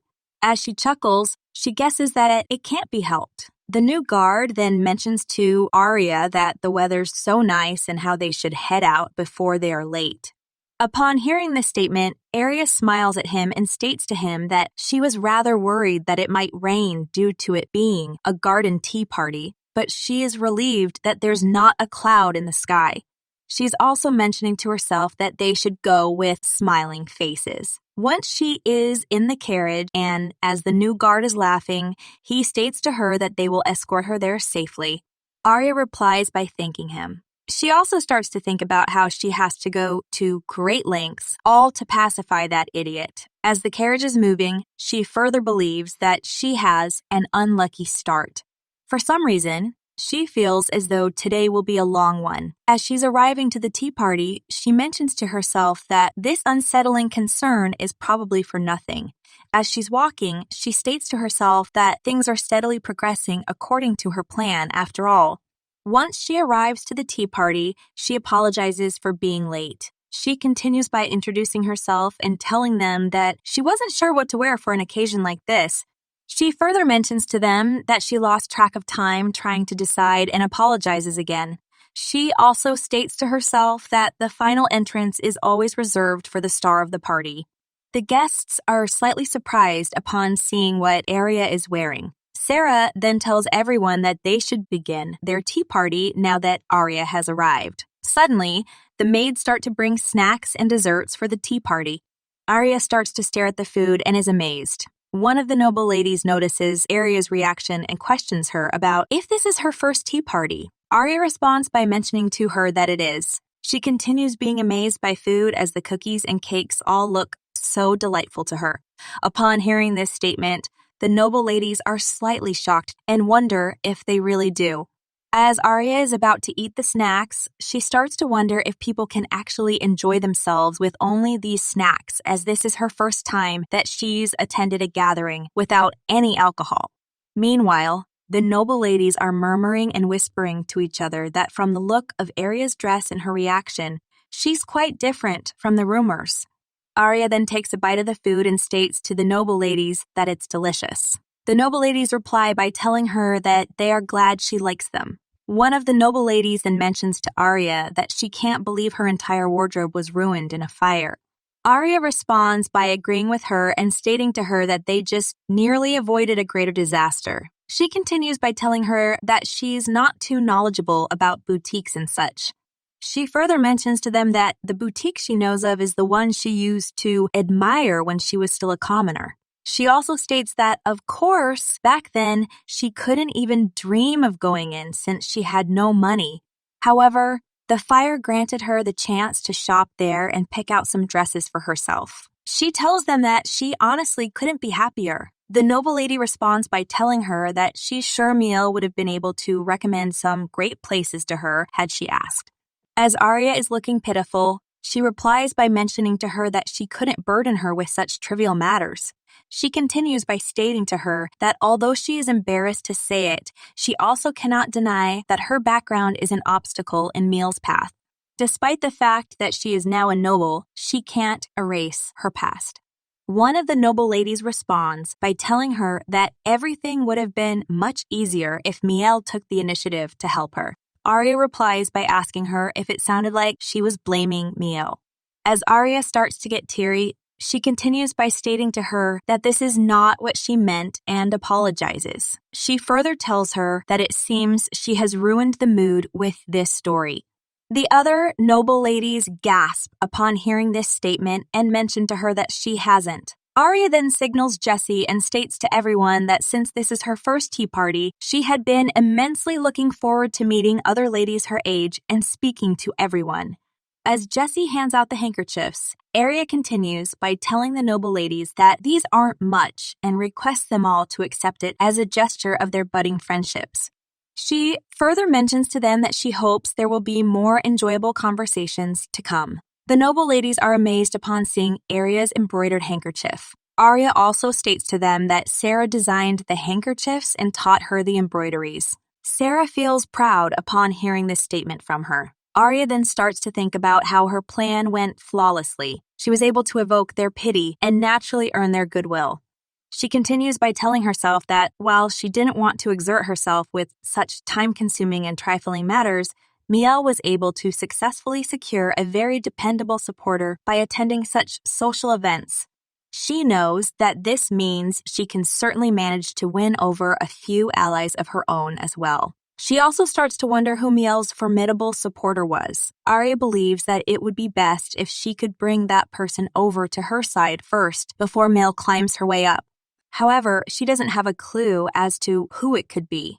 Suddenly, one of the noble ladies questions Aria if this is truly the handiwork of someone who's only begun to learn how to embroider 2 weeks ago. She couldn't have believed it if she hadn't seen it for herself. Sarah responds by mentioning to the noble lady that Aria is a fast learner. Aria starts to chuckle and states to her that if she would like, she can make more handkerchiefs for their next gathering. The noble lady replies by questioning her if that would be too much trouble for her. As Aria is grinning, she responds by telling them that of course it wouldn't, as embroidering is her sole hobby and it makes her so happy that everyone is so fond of the handkerchiefs. One of the noble ladies is happy to hear this and replies by asking Aria if she's okay with taking her to one of her favorite boutiques in return. The noble lady continues by mentioning to all the noble ladies that they can all stop by at this dessert shop that she's a frequent customer to. Upon hearing this question, one of the other noble ladies questions the noble lady if it's too dangerous to be out and about nowadays. She continues by asking if everyone is aware of that incident. The noble ladies ask her for more clarification. The noble lady clarifies by stating that it's the incident involving Viscount Lupre. One of the noble ladies requests to be enlightened as she vaguely recalls hearing about it. Another noble lady states that they say he's on the run after being exposed for operating a slave trade out of the basement of his casino. She couldn't believe that he still hasn't been caught yet and is scared. Another noble lady replies by agreeing and telling them that this is why they should refrain from going outside in the meantime. The noble lady agrees and mentions to her that she supposes that there's not much they can do. She continues by stating to everyone that the Crown Prince was investigating the casino. She further tells everyone that he's known to be meticulous, but Viscount Lupre still slipped right out of his fingers. She also mentions to them that people have been silent about his blunder ever since. She believes that if word gets back to the palace of their discussion today, then they might also get an earful from their families. Upon hearing this news, Aria starts to feel chills and couldn't believe it. As she is alarmed by this news, she starts to wonder what's going on and how in the world did Viscount Lupre end up getting away. She continues by starting to wonder, how did the Crown Prince fail and why did the past change? She further tells herself that this incident had nothing to do with her. As she's shaking, she also mentions to herself that this has nothing to do with her revenge. Sarah notices that Aria is shaking. She then squeezes her hand and reassures her that everything is all right and how they're all safe here. As the noble ladies are starting to leave, Aria starts to think about how everything's fine and believes that there shall be no problems. She also believes that she can't just idly stand by and do nothing as this anxiety continues to gnaw at her mind. As she's heading to her carriage, she tells herself that it's time she gave her adorable dog a job to do. She then calls John, which startles him. She continues by mentioning to him that she has a task for him. As she's giving him a cold look, she further states to him to get up and listen to what his master has to say. John is drunk and states that he can't go back like this. John then asks another man something. The other man replies by telling him that he has no knowledge of what he's asking him. John responds by mentioning to him to not be like that and how despite his young age, he knows him to be a very methodical and prudent person. He continues by stating to him that there must be a reason for someone such as the Crown Prince to have failed like that. The other man interrupts him and apologizes to him. He continues by telling him that his shift will start soon. He further tells John that before he goes, he recommends him to stop prying into His Highness's affairs any further and how he's warning him out of concern. Upon hearing this statement, John starts to cry and mentions to himself that the other man is such a good friend as he's looking out for him. He continued by stating to himself that still, he will have no use for friends when Aria will have his head should his search turn up nothing. As John is looking inside a trash can, he questions himself if there could be a clue here somewhere. Suddenly, he notices a store. As he's knocking on it, he asks if anyone is there. The shop owner opens the door upon hearing the knocks and questions him about who is it. John responds by telling him that he has a question to ask him. He continues by mentioning to him that if he answers it, then he will pay him 50 shillings. The shop owner agrees to this proposition. As John is giving him the money, he states to the shop owner that he doesn't need to be so wary as he's been here before. He continues by asking him if he remembers. He further tells him that he escorted a young lady who had come here to repair her hourglass. Upon hearing this response, the shop owner opens his door and requests him to come in as he remembers now. He continues by mentioning to John that he's indebted to the lady as her advice proved to be very valuable. He further states to him that he was able to pay back the money he borrowed after he sold off his auction ticket. John is a little surprised upon hearing this statement and replies by telling him that this is good to hear. The shop owner then asks John about if Aria accompanied him today as he wishes for a chance to thank her in person. He also gives him a cup of water. John responds by thanking him and mentions to him that she didn't come with him. As John is drinking the water, he continues by stating to him that tonight he's here on personal business. All of a sudden, John hits the table and is fast asleep. Some mysterious strangers also walk into the store. The owner then tells the mysterious people to check his face. One of the mysterious strangers turns out to be the man that John had asked about His Highness. The man then mentions to the shop owner that his name is John. He continues by stating to him that he used to be a knight alongside him once, but he's currently employed by the House of Roscent as their guard. Upon hearing this response, the hooded man starts to remember his encounter with Aria. He continues by thinking about how he had been too preoccupied chasing Viscount Lupre that he completely forgot about her. The shop owner then questions the hooded man about his reward. The hooded man gives the shop owner his reward and tells his men to look into Count Roscent. He continues by mentioning to them to see what ties, if any, that Count Roscent has to Viscount Lupre. His men respond in agreement. They continue by asking the hooded man about what they should do with John. The hooded man replies by stating to them to leave him. He continues by telling them that the longer his trail of breadcrumbs is, the easier it will be to follow. Suddenly, one of his men shouts out that they found him. Upon hearing this statement, the hooded man mentions to everyone to move out. Everyone then starts to dash out to chase the man. It is the next morning and John is requesting Aria to repeat what she just said. Aria responds by stating to him that she said that he's excused. She continues by telling him to stay out of her sight until she explicitly calls for him. She further mentions to him that for the time being, he should stick around Mielle instead. John replies by questioning her about if she means Lady Mielle. Aria responds by agreeing with him and asks him if he made sure to do exactly what he was instructed to do last night. John replies by stating to her that of course he did. As he's rising back up, he continues by telling her that although no one has yet to ask for her name, his reply will always be to refer to her as simply a lady of the House of Roscent. Aria responds by mentioning to him that he's correct and how he may go now. John replies by thanking her and takes his leave. Once John is gone, Aria starts to think about how John is a good-for-nothing piece of trash. She continues by wondering, how could he not have found anything out when he was so close to the casino? She further starts to think about how the discovery of Viscount Lupre at a surrounding inn and his subsequent capture had thrown that part of town into utter chaos last night. She couldn't tell if John's lying or if he's really that stupid. She believes that John's absolutely pathetic. As she's taking a sip of her tea, she also believes that he's merely a pawn that she can easily dispose of anyway. She continues by thinking about how the point is that Viscount Lupre was caught and how everything has returned to its proper course.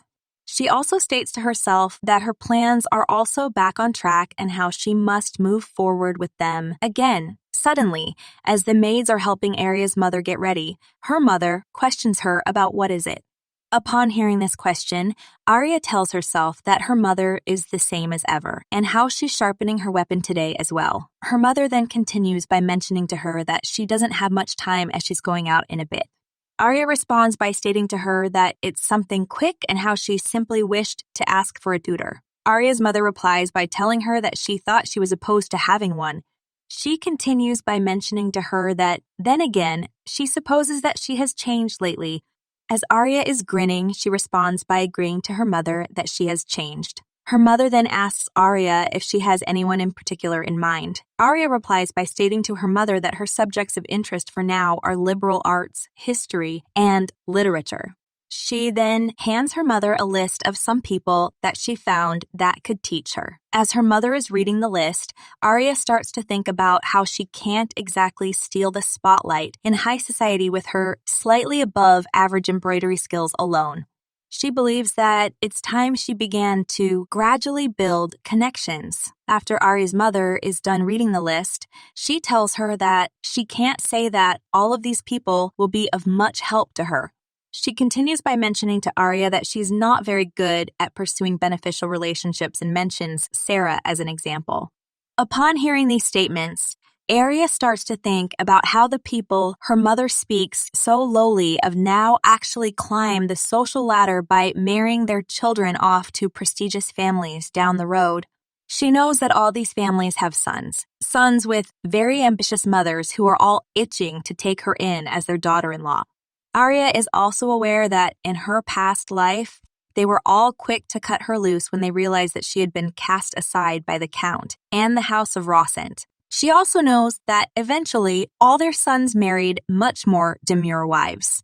She believes that in the present, however, the earnest desires of these women to set her up with their sons will compel them to do anything to win her favor. She also believes that this means it will only be that much easier for her to gain and expand her social influence. Aria's mother then states to her that she honestly doubts that these ladies are a scholarly bunch. Aria responds by telling her mother that even so, she believes they are the best for her, and in any case, she can't share tutors with Mielle. Upon hearing this response, Aria's mother agrees and mentions to her that it's settled then. She continues by stating to her that she can't object if she's satisfied with them. She then tells her maid to send out a letter to each of the women on the list. As Aria is grinning, she starts to think about how it's more like her mother can't be bothered to find anyone herself. However, she can't complain since her mother's indifference and nonchalance has always benefited her. We then see one of the tutors that Aria requested for. She introduces herself as Viscountess Celine White and mentions to her that she's her new tutor. Aria replies to Celine by mentioning to her that she's pleased to meet her and how she looks forward to their lessons together. Aria also starts to remember her past life. We then see Aria in the past and how a man whispered into her ear that her mother stated to him that her only wish for him is to marry into a reputable family. Aria was confused upon hearing this and questioned him. The man responded by stating to her that it's what his mom always tells him. He continued by telling her that hence why they probably can never be together as she's far from what her mother wanted. Aria knows that he did marry a lady from a different family shortly after. She had no intention of being with him in the first place. She also starts to wonder how all mothers think alike.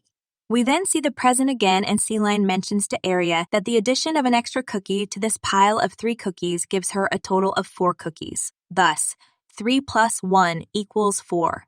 Aria responds by stating to her that she understands. She also starts to wonder if she considers her to be this dim-witted. As Celine clears her throat, she then tells Aria that she's only met her today, but she can already tell that all the terrible rumors about her were nothing but gossip. She continues by mentioning to her that as this is a rather late start to her education, she will do her best to assist her and how she can count on her. Aria replies by stating to her that she may have to rely on her quite a bit and addresses her as Viscountess White. Celine responds by telling her that she doesn't have to address her that way and requests her to be called Miss Celine as there are no need for formalities. Aria replies by disagreeing and mentioning to her that this would be too rude of her as she's her student after all. Aria also states to herself that she doesn't need to maintain a close relationship with her as much as she does with Sarah, so it should be enough to be pleasant and polite. We then see Aria, and she is taking tutoring lessons from all her other tutors. As Aria is getting tutored, she starts to think about how all these women are fawning over her too much to the extent that it's becoming rather uncomfortable for her. She continues by telling herself that at least the lessons themselves are very informative and helpful, given that she had always been a stranger to such literary works before. She further mentions to herself that, on second thought, the women can carry on with their overzealous attempts to please her.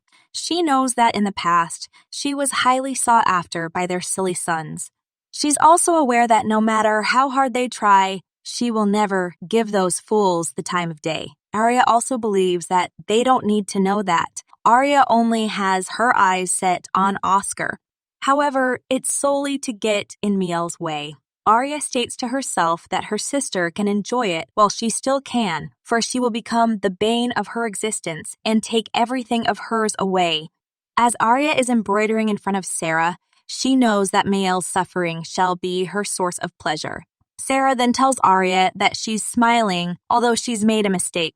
She continues by asking her if something good happened to put her in such a merry mood. Aria responds by mentioning to her that she met her new tutors recently. She continues by stating to Sarah that she's beginning to recognize and appreciate the joy of learning from her and the others.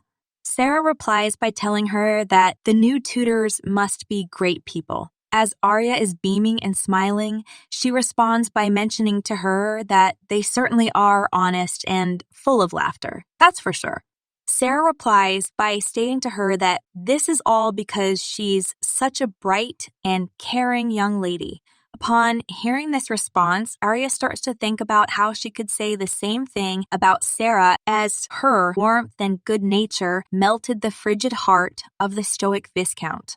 Aria believes that the embroidery on the handkerchief only served to spur her fateful encounter. Aria then tells Sarah that she's her favorite out of all her tutors. As Aria is hugging Sarah, Sarah responds by mentioning to her that she likes her very much too. Aria replies by stating to Sarah that she wishes someday she will meet a kind person and be happy. Sarah responds by thanking her. As they continue to hug, Aria tells herself that this way she can also become her trustworthy ally. She also believes that Sarah is very gullible and trusting, and how Sarah's truly the best. We then see Mielle, and she is embroidering. However, she looks very sad. Upon Aria noticing this, she starts to wonder if Mielle's sad because her embroidery isn't working out as she had hoped it would, or if it's because she's bothered by the recent gaggle of people coming in and out of Aria's room. Either way, seeing Mielle so disheartened and gaunt brings Aria tremendous joy. Aria then flops onto her bed and believes that Mielle will probably write to Kane again. She continues by wondering what Kane could possibly do for Mielle.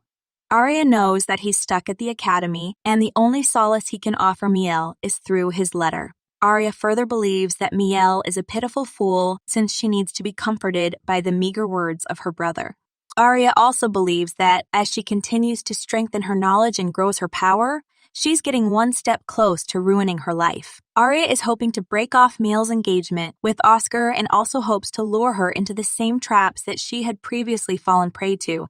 As she is rolling around her bed in happiness, she continues by stating to herself that she would be the happiest girl in the world if this happens. Suddenly, Aria stops rolling on the bed as she starts to hear noises in the backyard. She then tells Jessie that the garden has been hectic the entire morning and asks her if someone is visiting. As she's looking out of the window, she mentions to Jessie that it seems like they have a guest coming over. She continues by requesting her to find out who is visiting. Jessie replies by agreeing with her request. Aria then flops back onto her bed and starts to think about how the Count would never return home unannounced and how it can't be any of the tutors either since it's the weekend. She continues by wondering who could it possibly be then that's visiting them. All of a sudden, the alarm clock goes off. This wakes up Aria and she realizes that she must have fallen asleep. Her stomach also starts to growl. She then calls out for Jessie. However, she notices that Jessie isn't in her room and wonders why she isn't back yet, as she believes that she was only asleep for a brief moment. Aria decides to get out of bed, even though she didn't want to, and states to herself that she should ask another maid to handle her miscellaneous errands. As she's walking through her house, she thinks to herself on how it's strange that the house is so quiet. As Aria is coming down the stairs, Jessie notices her and calls out to her. As Jessie is telling Aria who came to visit, Aria knew who came without even having to hear the rest of what Jessie's urgent voice was trying to convey. She could immediately deduce the identity of their mystery guest, which is Oscar Frederick. Aria is aware that her first meeting with Oscar wasn't supposed to occur until in the future. She starts to wonder if Mielle's letter could have caused their paths to cross earlier than expected. As Aria is standing right in front of Oscar, she couldn't believe that she ran into him in this disheveled state. Aria then greets Oscar, which causes Mielle to flinch. She then starts to go back upstairs. As she's going upstairs, Mielle turns around and mentions to Oscar that she had chefs prepare a delicious meal for him as soon as she received word of his visit. Kane responds by stating to his sister that now that she mentions it, it is way past lunchtime. He continues by telling them to head to the dining room. Oscar replies by thanking Mielle. Once Aria is back in her room, she mentions to Jessie to bring out a new dress and requests her to fix her hair. Jessie agrees to her request. As Jessie is fixing her hair, Aria gulps and starts to think about how it's all right and how the timing had just moved up a bit. That's all. Aria also believes that what she has to do remains clear. We then see Mielle with Kane and Oscar in the dining room and are enjoying their meals. All of a sudden, Aria enters the dining room and states to them that she came down since nobody had called for her. This causes Mielle to falter. Aria continues by questioning them about if she would be intruding as she joined them. Upon Mielle seeing Aria, she starts to flinch again and Oscar is a little nervous. Oscar then stands up in response to Aria by telling her that everyone must have been too distracted by his sudden arrival to send for her. He continues by apologizing on everyone's behalf.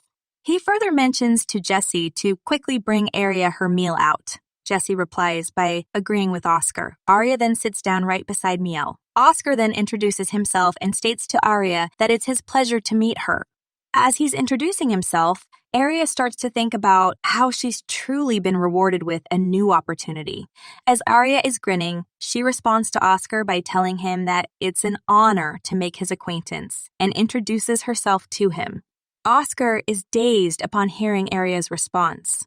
Aria then mentions to Mielle that she looks pale and asks her if she's okay as she dropped her fork a moment ago as well. Mielle twitches upon hearing this question and replies by stating to Aria that it's nothing and how she's fine.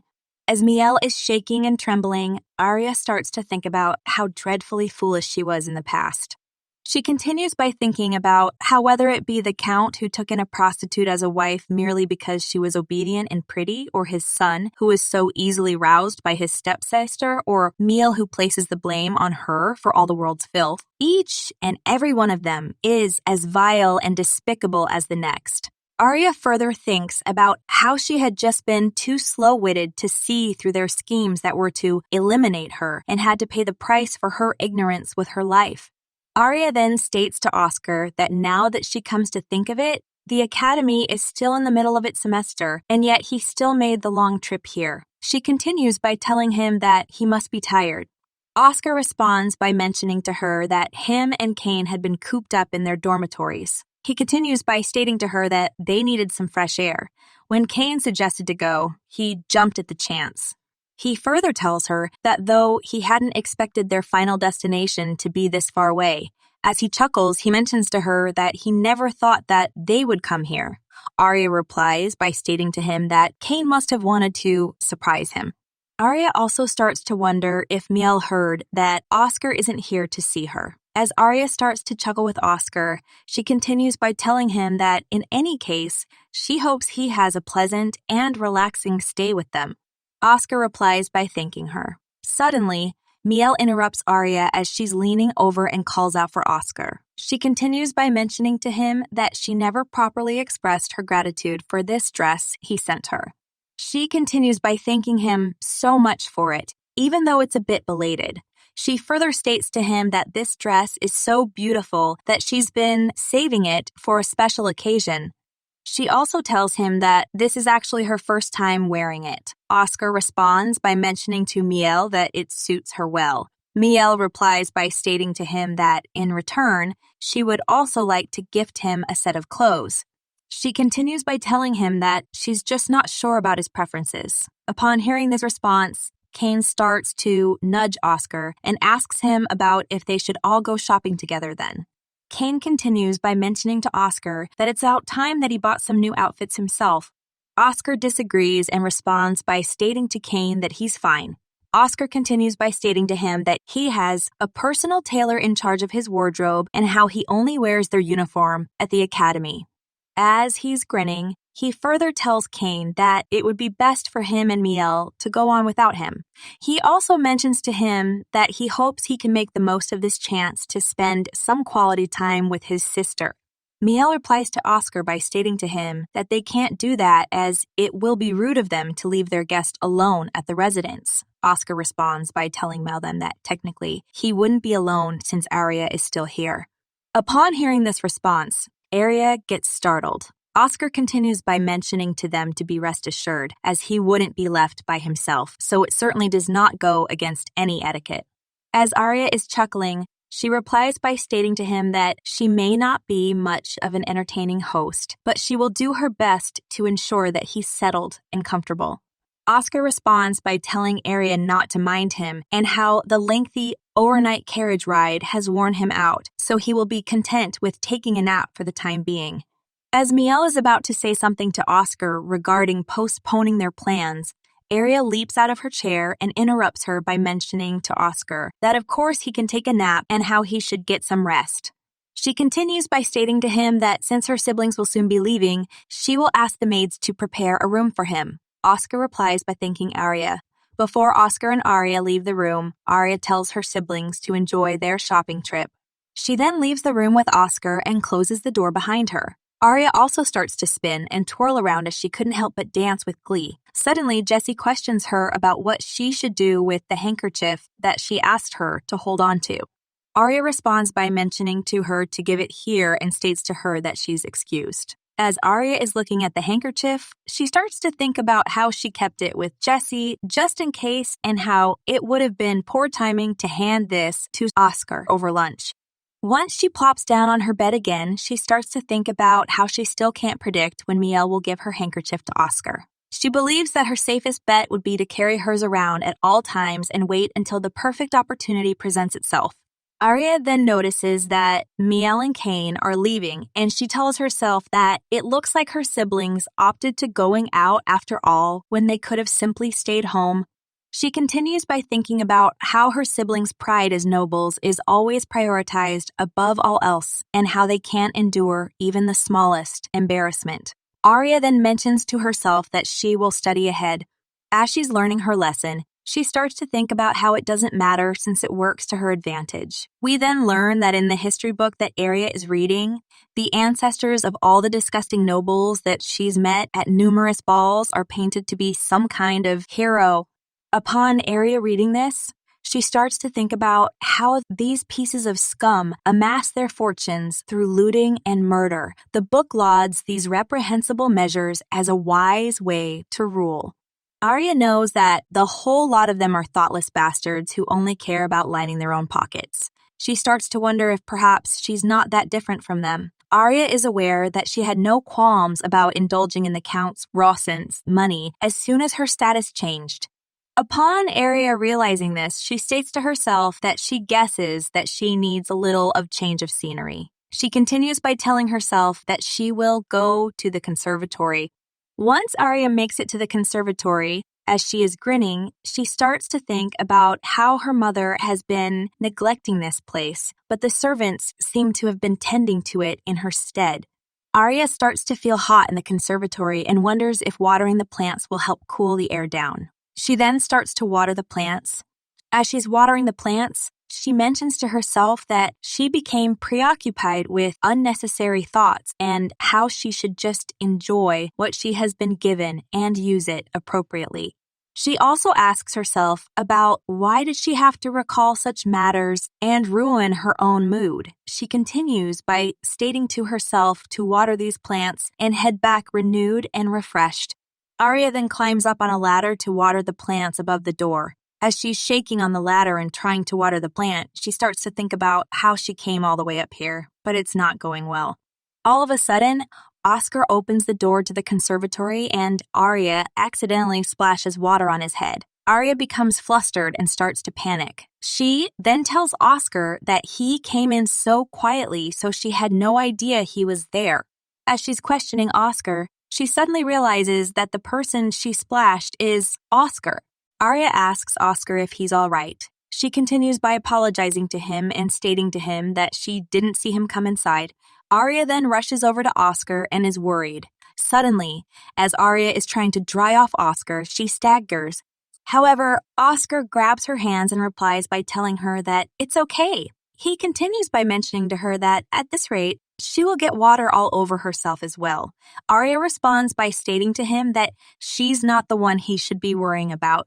Oscar replies by telling her that even if she keeps trying to dry him off, she will get wet in the process. Upon hearing this response, Aria gasps as she realizes that she is soaked. She starts to wonder what she should do. She couldn't believe that she made such a huge mistake. Aria then apologizes to Oscar again. She also starts to wonder if everything is going to get messed up because of something as ridiculous as this. She continues by mentioning to herself that she can't let this happen. As Aria is quivering and trembling, she further starts to wonder why Oscar is wandering around without a servant to escort him as he's a guest. Aria starts to get teary-eyed and starts to think about how Oscar told her that he was tired and was going to sleep. Oscar then responds by telling Aria that she can stop apologizing. He continues by mentioning to her that he's at fault too for roaming around the manor on his own. Upon hearing this response, Aria starts to rub away her tears and starts to think about how this is too exhausting. Oscar further questions her if she's crying. Upon hearing this question, Aria tells herself that she isn't, and how this is simply because her head suddenly felt hot and her eyes had become irritated. That's all. She continues by mentioning to herself that she never realized that Oscar had this side to him before. As Aria is squeezing her dress, she is surprised to learn that he's the kind of person that can't turn away from a pitiful person. She further realizes that this is why he helped her out during lunch without hesitation. She also states to herself that this is a weakness she had no knowledge of in the past about Oscar.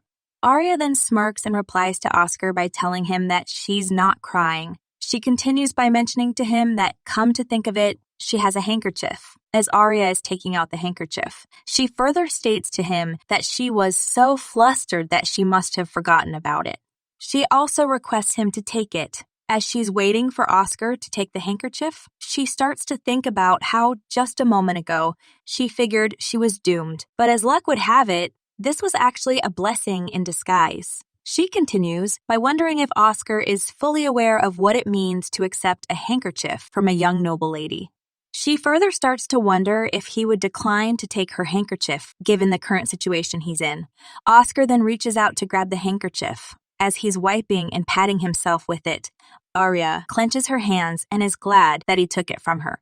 All of a sudden, Oscar takes a look at the handkerchief and realizes that there is a crest of his family house embroidered on it. Aria shyly then tells him that, truth be told, she had practiced her embroidery with the seal of House Frederick because it was so stunning. She continues by mentioning to him that he's the first guest she's ever hosted, and he also just happens to be a member of House Frederick. She further states to him that their encounter earlier reminded her of this handkerchief, so she brought it out. Of course, she never imagined that she would use it like this. She also tells him that it would make her day to see it be of help to him. She continues by apologizing to him for upsetting him for using his family seal without permission. Oscar responds by mentioning to her that she hasn't. As Oscar is looking at the handkerchief in more detail, Aria starts to think about how a handkerchief given by a noble lady is an indication of romantic interest. Aria knows that it would humiliate the lady to no end if the handkerchief were to be refused, or worse yet, returned. Aria believes that, considering Oscar's background, he should be well-versed in noble customs and will act with manners befitting of House Frederick. Oscar then continues by asking Aria if he can keep the handkerchief. As Aria is grinning, she replies by stating to him that of course he can. Aria then requests Jesse to prepare the bath. Jesse responds by agreeing with Aria's request. The two of them then walk outside of the garden. As they are walking through the mansion, Aria asks Oscar if he brought any spare clothes and how they have some spares. Oscar replies by telling her that he didn't. He continues by mentioning to her that, as he said before, he came in a bit of a hurry. He further states to her that she doesn't need to worry, as he's already requested some clothes from his attendant. He also tells her that even he has to admit that it's quite hard to relax while wearing a uniform. Upon hearing this response, Aria figures out that Oscar was here without an attendant. Once the two of them make it to Aria's room entrance, Oscar apologizes to her for worrying her. Aria responds by mentioning to him that there was no worry at all and to have a nice rest. Oscar replies by stating to her that she should too. They then both start to walk towards their room. As they are walking to their rooms, Oscar tilts his head back and starts to think about Aria. We then see that Oscar is eating dinner. He then asks Kane if he found anything he liked today. Kane replies by stating to him that he did more or less. He continues by telling Oscar that, more importantly, he has a present for him. Upon hearing this response, Oscar is a little surprised. Kane then shows the present to Oscar and confirms with him about how he mentioned his pen nibs were in need of replacing. Upon seeing the present, Oscar sighs and tells Mielle that it was very kind of her to get these for him. As he's bowing to her, Mielle replies by mentioning to him that it's nothing. She continues by requesting him to consider them her thanks for the dress. She further states to him that she's glad it's something that will be useful to him. Kane also responds by telling Oscar that he gave those to him. Oscar replies by mentioning to him that he means he passed them along to him. He continues by stating to him that he knows that they are from Mielle, as this is definitely not the first time that he has done this. He further thanks Mielle again for the thoughtful gift. Mielle replies by telling him that it was her pleasure. Upon seeing this interaction, Aria starts to wonder if it's always like this when the three of them are together. She continues by thinking about how there's no opening for her to join in on the conversation or come between them somehow. She further starts to wonder if she should just tell everyone about the handkerchief and spoil the mood. However, Aria ends up deciding not to and mentions to herself that she needs to keep it together. She knows that she can't afford to have them believe that she harbors any kind of feelings for Oscar. That said, Aria believes that she has to try and do whatever she can for now. She then starts to think about lunchtime again and wonders if she could charm Oscar with her beauty again. As she's moaning, she continues by wondering about if perhaps appealing to Oscar's pity will work better. Suddenly, Oscar notices Aria's behavior and questions her about if she's all right. He continues by asking her if she's not feeling well. As Aria is coughing, she responds by stating to him that she's fine and how she didn't mean to worry him. She continues by telling him that she wouldn't want to disturb him while he's eating, so she will focus on her meal a bit more. Oscar replies by mentioning to her that she can tell him if she's feeling ill. He continues by stating to her that she may be coming down with a cold. Aria responds by telling him that she's all right. All of a sudden, Mielle drops her fork on the ground. Upon hearing the fork fall down on the ground, Aria requests the maids to get Mielle a new fork. One of the maids replies by mentioning to her that she will. As the maid is hurrying and rushing to get the fork, we see Mielle. She is terrified and is clenching her hands as she's looking at Oscar and Aria interacting with one another. After that, Oscar and Kane start to leave to go back to the academy. Oscar thanks Aria and Mielle for their hospitality. We then see Aria's mother, who bursts into Aria's room and tells her that she heard Oscar stopped by. Aria responds by mentioning to her that he did and how he visited over the weekend. She continued by questioning her mother about where she was. As her mother is placing gifts down for Aria, she replies by stating to her that she was doing some shopping in a neighboring country. Aria's mother continues by asking her how Oscar was. Aria nonchalantly responds by telling her that she didn't notice anything out of the ordinary. Upon hearing this response, Aria's mother is a little surprised and mentions to her that it would have been a good opportunity. She continues by wondering why Oscar had to visit while she was away. As Aria is embroidering, she starts to think about her mother shouldn't be too disappointed, as she's made sure that there will be more opportunities. We then see that gifts have arrived from House Frederick. Upon seeing the gifts, the maids start to whisper and chatter about how the gifts must be for the pen points. The maids continue by whispering to each other that it's obvious how deeply Oscar cares about Mielle and how he didn't send not one, but 2 large boxes. They further wonder what Oscar sent Mielle. Upon Mielle noticing the gifts, her heart starts to skip a beat, and she starts to wonder what to give Oscar in return. As Aria is coming down the stairs, the butler states to everyone that the gifts came with a message from Oscar. He continues by telling everyone that it says that of the 2 presents, the one with the red ribbon is for Mielle, and the one with the blue ribbon is meant for Aria. Upon hearing this from the butler, all the maids started to clamor. As the maids whispered and chattered to each other some more, Aria's mother mentions to her that she must have taken very good care of Oscar. Aria replies by stating to her that she would be relieved if he felt that way. She continues by telling her mother that she thinks this gift is actually because of the handkerchief that she gave him. Upon hearing this response, Mielle is shocked about the fact that Aria gave Oscar a handkerchief and how Oscar sent her a gift. Aria's mother then asks the butler about the letter. As the butler is taking the letter out, he responds by mentioning to her that it's right here. He continues by stating to her that he even sent 2 letters. He then hands 1 letter to Aria and Mielle each. Aria's mother questions Aria about what she thinks. Aria replies by telling her mother that she's wondering what Oscar was thinking when he wrote the letter. She continues by requesting her mother to read the letter for her, as she's sure that it doesn't say anything special. As Aria is glancing over at Mielle, she further confirms with her mother if it would be nicer to read Mielle's letter. Mielle responds by asking her for more clarification. She continues by mentioning to her that, if anything, she's older, so she should go first. Aria's mother replies by asking her about when did they ever go by age. She continues by stating to Mielle that she's been talking about marriage with Oscar and how she's sure that everyone would be more interested to hear what's in Oscar's passionate love letter for her. Upon hearing this response, Mielle starts to nervously laugh. She continues by telling Aria that she will read hers first and she can read hers after. Upon hearing this response, Aria starts to chuckle and mentions to her mother that her wicked sense of humor is making Mielle so serious. She continues by stating to Mielle that it would be discourteous to Oscar if they read his letter aloud in front of so many people, so they shouldn't do that. She further tells her that she was just about to step out, but she's curious about the present. Aria then orders one of the maids to open the gift for her. The maid responds by agreeing with the order. As the maid is opening the gift, Aria starts to think about how the maid she ordered to open the gift had been standing behind Mielle, looking like she wanted to eat her alive.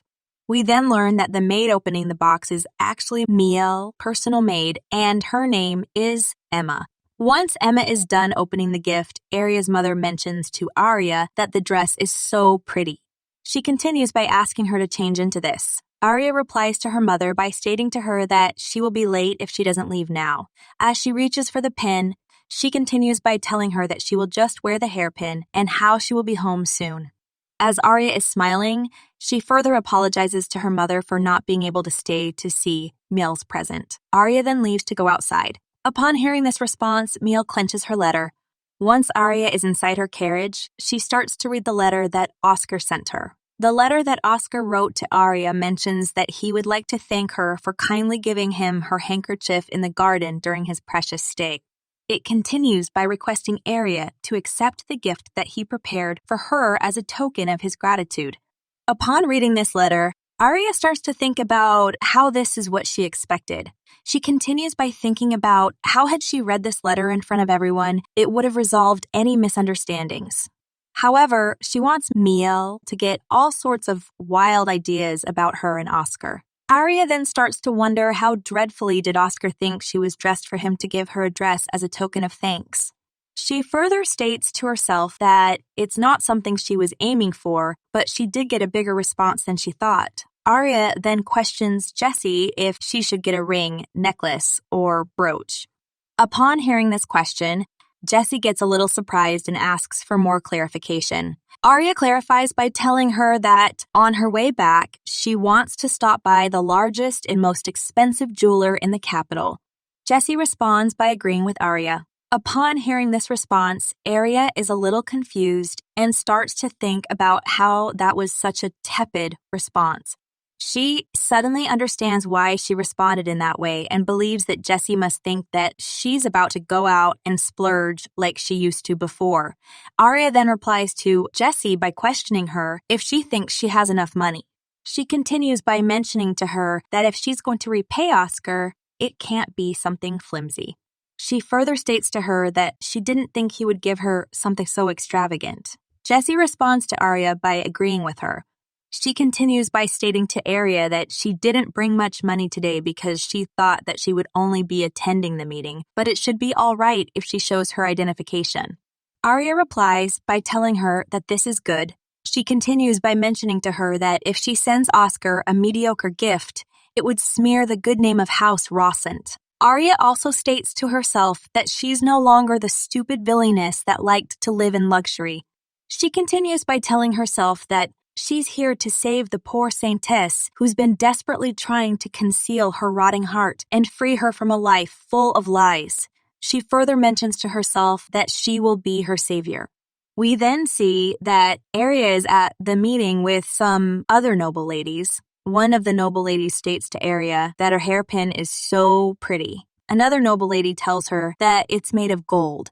Aria starts to chuckle upon hearing the praises from the noble ladies and thanks them. She continues by giving them handkerchiefs and mentioning to them that she's embroidered their family crests onto these. The noble lady responds by stating to her that this is such a fine gift. She continues by telling Aria that she told her family about her and how they would love to invite her. As Aria is chuckling, she replies by mentioning to the noble lady that she's happy to hear this. She also starts to think about how the noble ladies must have said good things about her back home and how that's so nice. As Aria is leaving the meeting, she feels very tired and believes that these meetings offer nothing of substance. She continues by stating to herself that when she thinks of Sarah, she can't miss them, but the social connections here are too futile to keep her coming.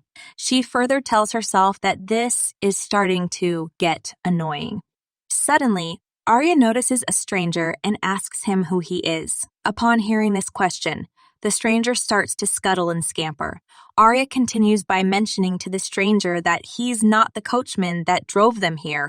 The stranger responds by stating to her that the other coachman suddenly had a stomachache, so he took over. Aria replies by questioning him about how was the coachman able to go to the manor and change shifts when he was sick. As the stranger is sweating, he responds by telling her that he came out to eat lunch and started getting a stomachache. Aria replies by asking him if he left without her permission and how he should have packed a lunch. As the stranger continues to sweat, he responds by mentioning to her that he's not sure about that. Aria then orders her guard to check his face. The guard replies by agreeing to the order. After the guard is done checking, he states to Aria that the stranger's name is Elect. He continues by telling her that he's been working at the manor for over 30 years. He further mentions to her that he believes that Elect is approaching retirement age. Aria responds by questioning Elect about why didn't he report this to her first. She continues by asking him if he was not going to say anything until she noticed. She further questions him about if he has any respect for his master. Aria also starts to think about how had she not noticed. It could have been the end of everything. She knows that she has already committed many stupid mistakes from being beguiled by Mielle's housemates. She believes that Mielle could still ruin her if she wanted to, and how she could assign stupid and foolish men to take care of her and put her in danger. Aria further states to herself that Mielle really is an impressive villainess, and how she's not disappointed. She continues by telling herself that this isn't like the petty tricks that Mielle used to do that made her miserable in the past. She further mentions to herself that just as quickly as she has grown, Mielle, too, is beginning to show her true colors that much faster. Aria then states to Elect to take her carriage back to the manor. She continues by telling him that she will find another way to get home. Upon hearing this response, Elect flinches. He then agrees to take the carriage and heads to the manor. As he's riding away, Aria starts to think about how Elect seemed more upset when she told him to go back. Aria knows that the carriage was very rickety. She continues by mentioning to herself that it was almost like a bolt had come undone. Because of this, Aria believes that this only helps to confirm her suspicions. Aria then turns towards one of her guards and commands him to bring her another carriage. She continues by telling him that she knows he failed to notice the difference in coachmen, but he's still competent enough to find her a carriage. As the guard is walking away, he mutters to himself that this is what lower servants do. Aria also starts to wonder how she could have not noticed being surrounded by all these imbeciles. At times like this, she really can't help but blame her upbringing. We then see that Aria is inside a store. The workers welcome her. Aria replies by mentioning to them that she's looking for brooches. One of the workers responds by stating to her to follow him to the private room. As they are walking to the private room, Aria replies by telling the worker that she would like a brooch that's suitable for a man in his late teens. She continues by mentioning to him that she wants to see their entire collection, from the simplest pieces all the way to the most glamorous. The worker responds by stating to her that of course she can and requests her to wait a moment. As Aria is sitting down and waiting with Jesse, the worker goes to the other worker and whispers to him that he doesn't think anything average will cut it. He continues by telling him to bring him the finest ones they have. The worker replies by agreeing with him. The worker further mentions to himself that he can see how wealthy a master is by the expressions of the servant carrying their money. He also starts to think about how the servant looks calm, even though her master has made a request without asking about the price. This makes him believe that Aria is clearly not your average noble. As the worker is pushing and bringing a cart of brooches, he apologizes to Aria for keeping her waiting. He continues by stating to her that he brought the finest selection of brooches for her. He further tells her that he hopes that they are to her liking. Upon seeing the brooches, Aria starts to think about how these aren't your average brooches. She believes that they are finer than the ones she's seen social elites wear. Aria then responds to the worker by mentioning to him that the recipient usually likes to dress in black. As she lifts a brooch, she continues by stating to him to let her put it over his jacket. The worker replies by telling her of course, as she wishes. Aria then starts to put a few brooches on the worker until she finally finds a blue brooch that she likes. Aria starts to wonder if Oscar would like this brooch too.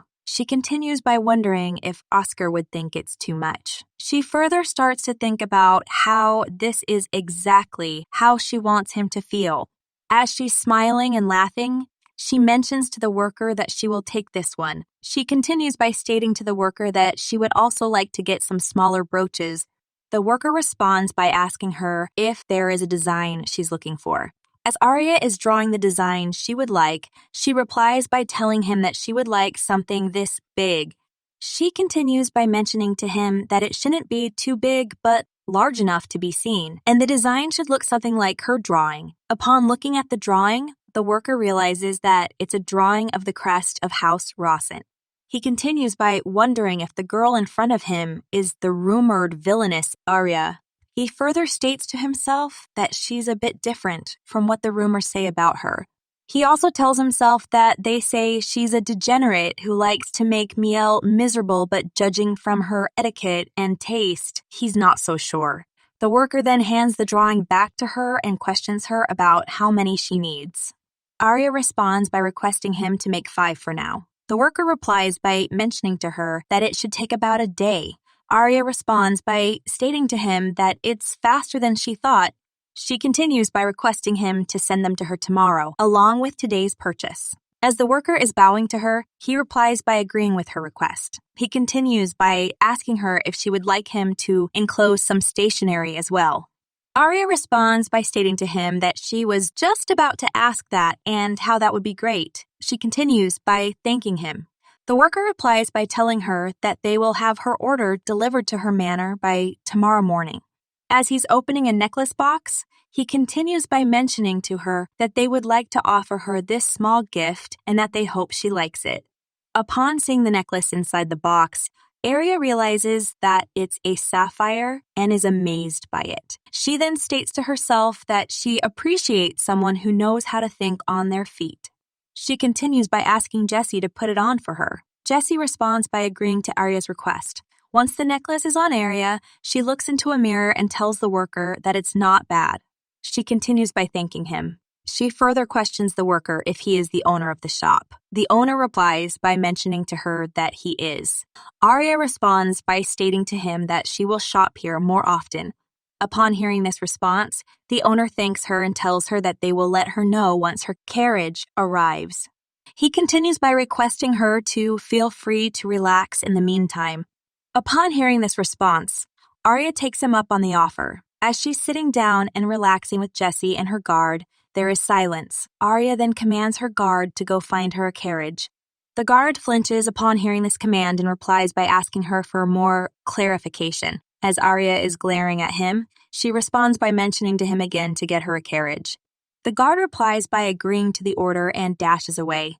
Jessie then states to Aria that she will go and ask for some more refreshments. Aria replies by telling her fine and not to come back until everything is ready.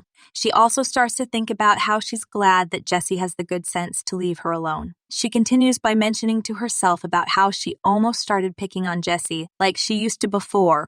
She further starts to think about the events that occurred today, such as the sudden change in the coachman, the rickety carriage, and the sluggish night in addition to the other dim-witted one.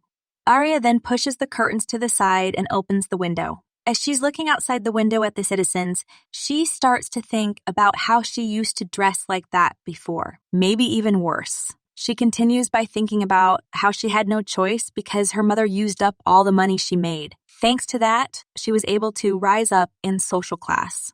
Aria believes that she dragged her life out of the gutters of society and climbed up to where she is now. She further states to herself that she won't let Mielle push her back down. She also tells herself that she will decorate these city walls, first with Mielle's head, then Kane's, and finally the Duke's.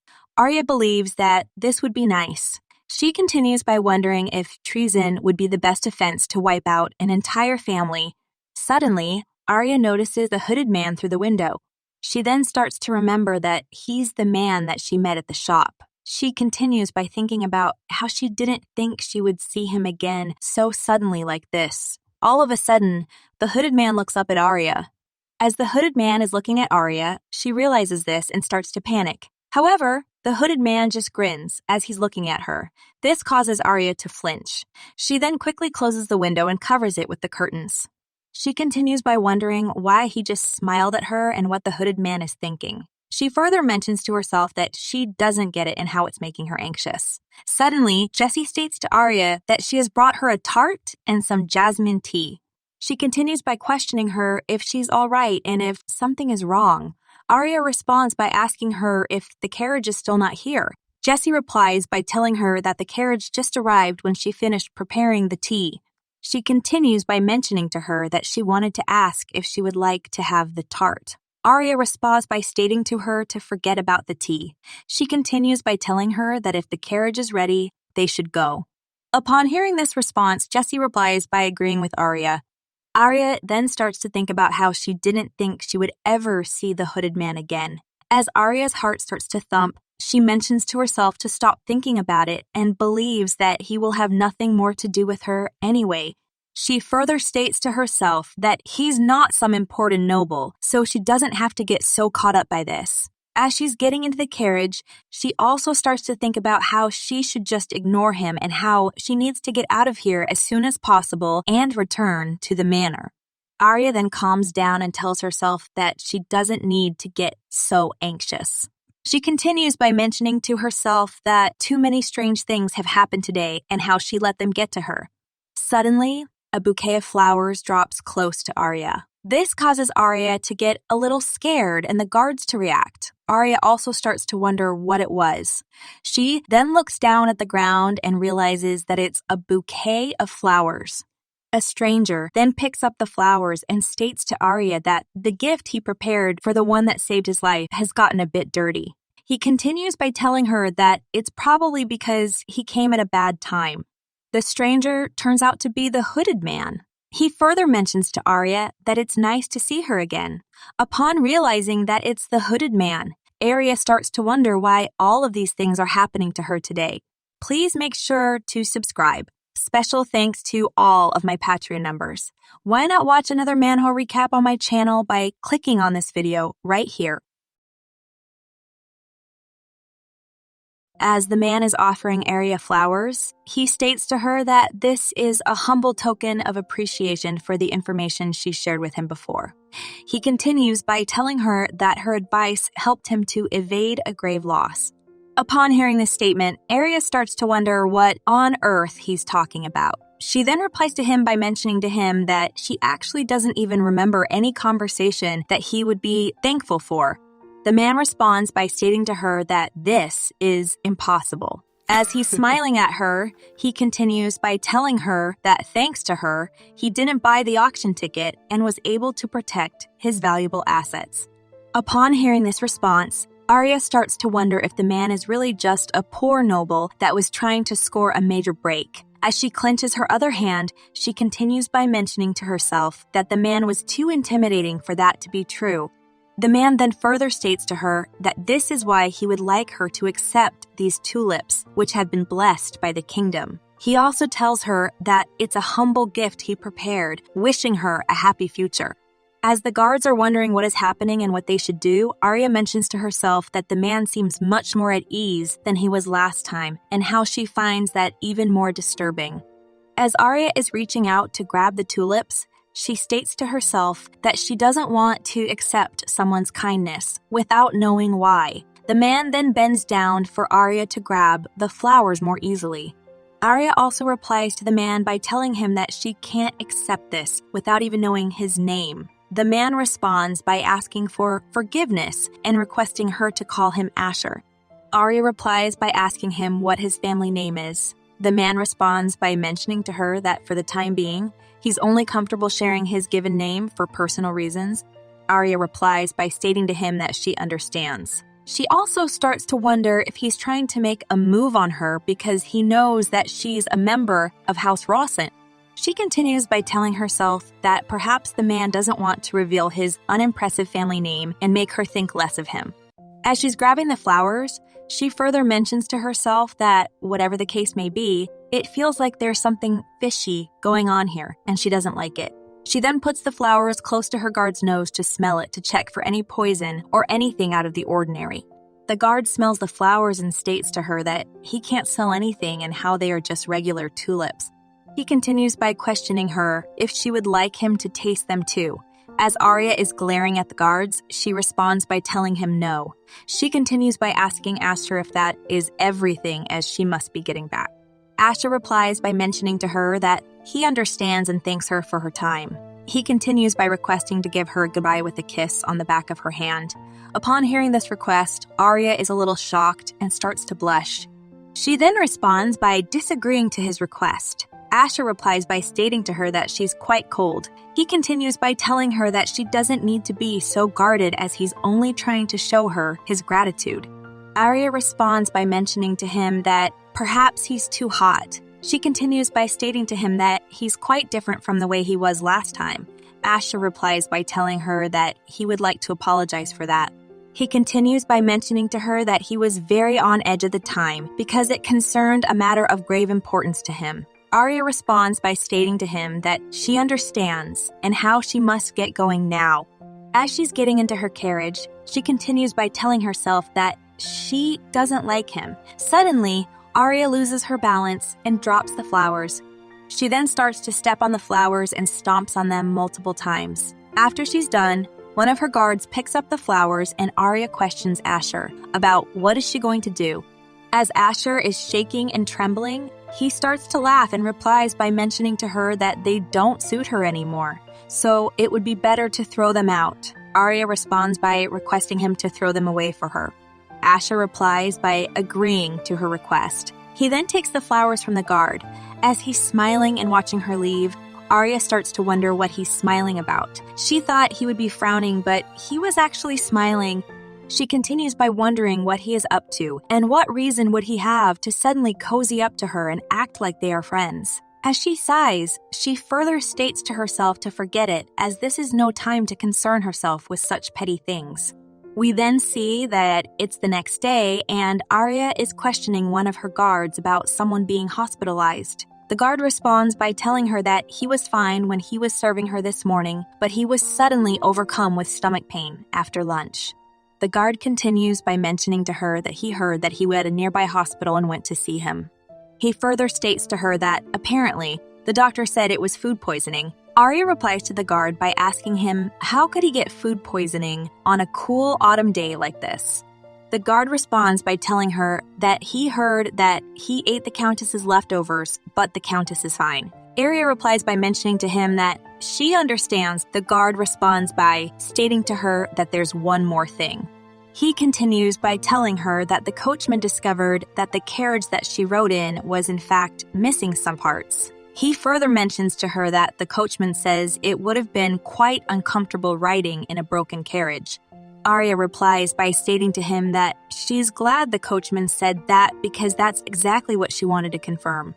She continues by telling him that he is truly an exemplary knight. As Jesse hands him a bag of money, the guard responds by mentioning to her that he's honored and how it's his job to serve her. Aria then states to herself that she's sure it's because of the gift from Oscar that came in this morning. Aria believes that Mielle thought she was taking Oscar away from her and how that's the answer here. Instead of trying to turn back the heart of her lover, Mielle was overcome with resentment and jealousy towards her, and she chose the transient pleasure of making her suffer. Aria also believes that compared to Mielle's old self, she can see how Mielle is now exacerbating the problem by being consumed with emotions and slowly losing her mind. Aria further believes that eventually Mielle will come to take her path and she will rise up on hers. However, Aria is aware that this is nothing more than circumstantial evidence and how this manor is still full of people on Mielle's side. Aria also tells herself that she shall first get rid of Mielle's accomplices.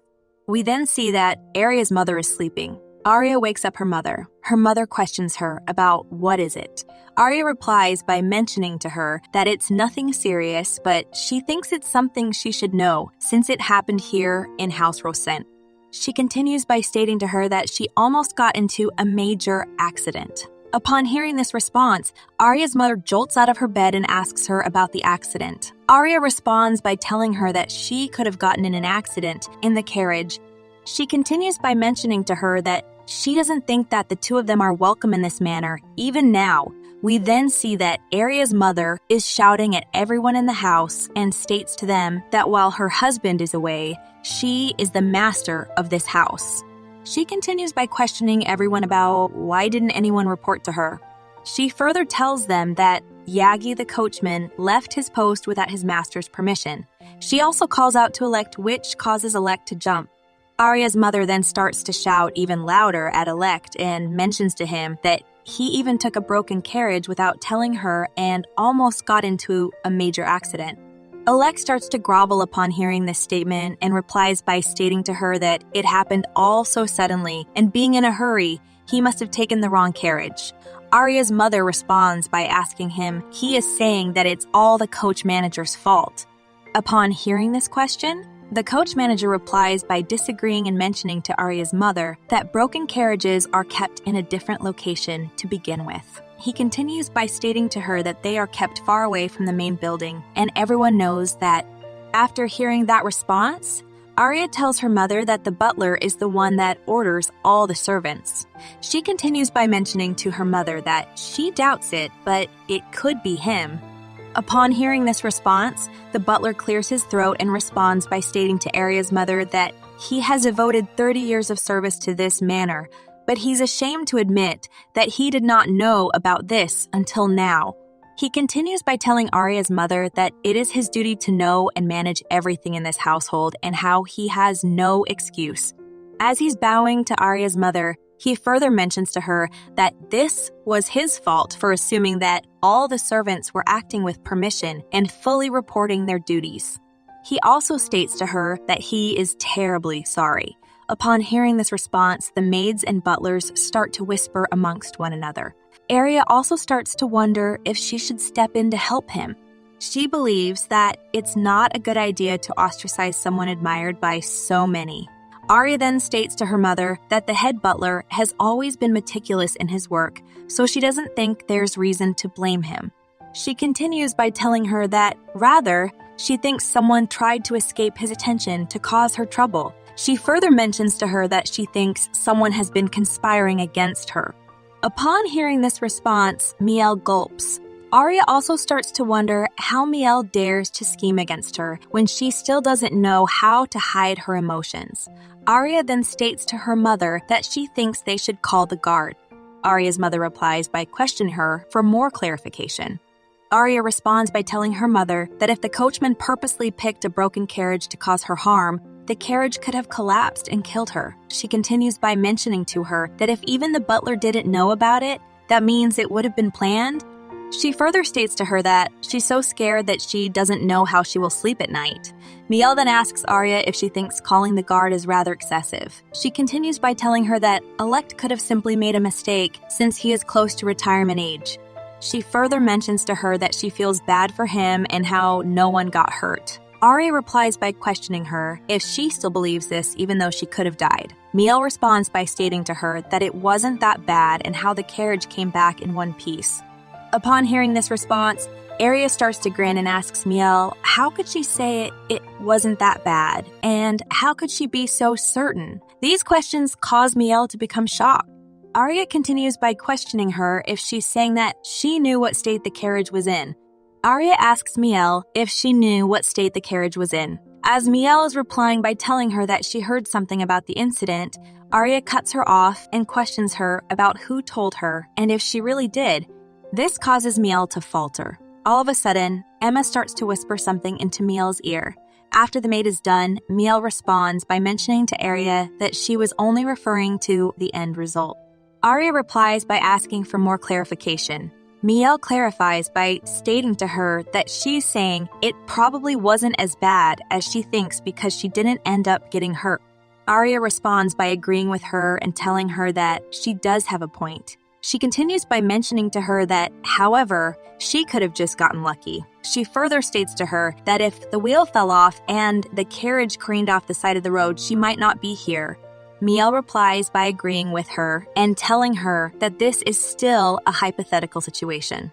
Aria responds by mentioning to her that she hates to think of what would have happened if she was in that carriage.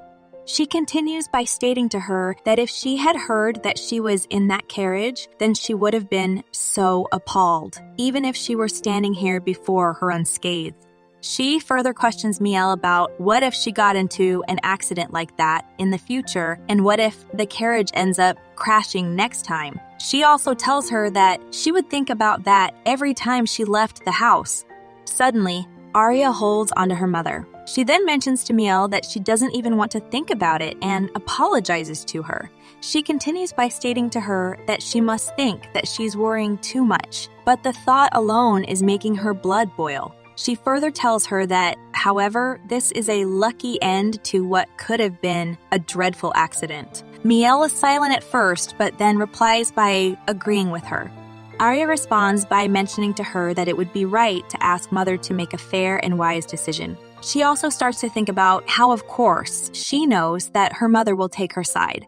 She further asks Mielle if she agrees to their mother deciding. As she's waiting for Mielle to reply, she starts to think about how Mielle's poor old servant is shaking in fear. Aria also starts to smirk as she's waiting for Mielle to denounce the servant that's been working for her.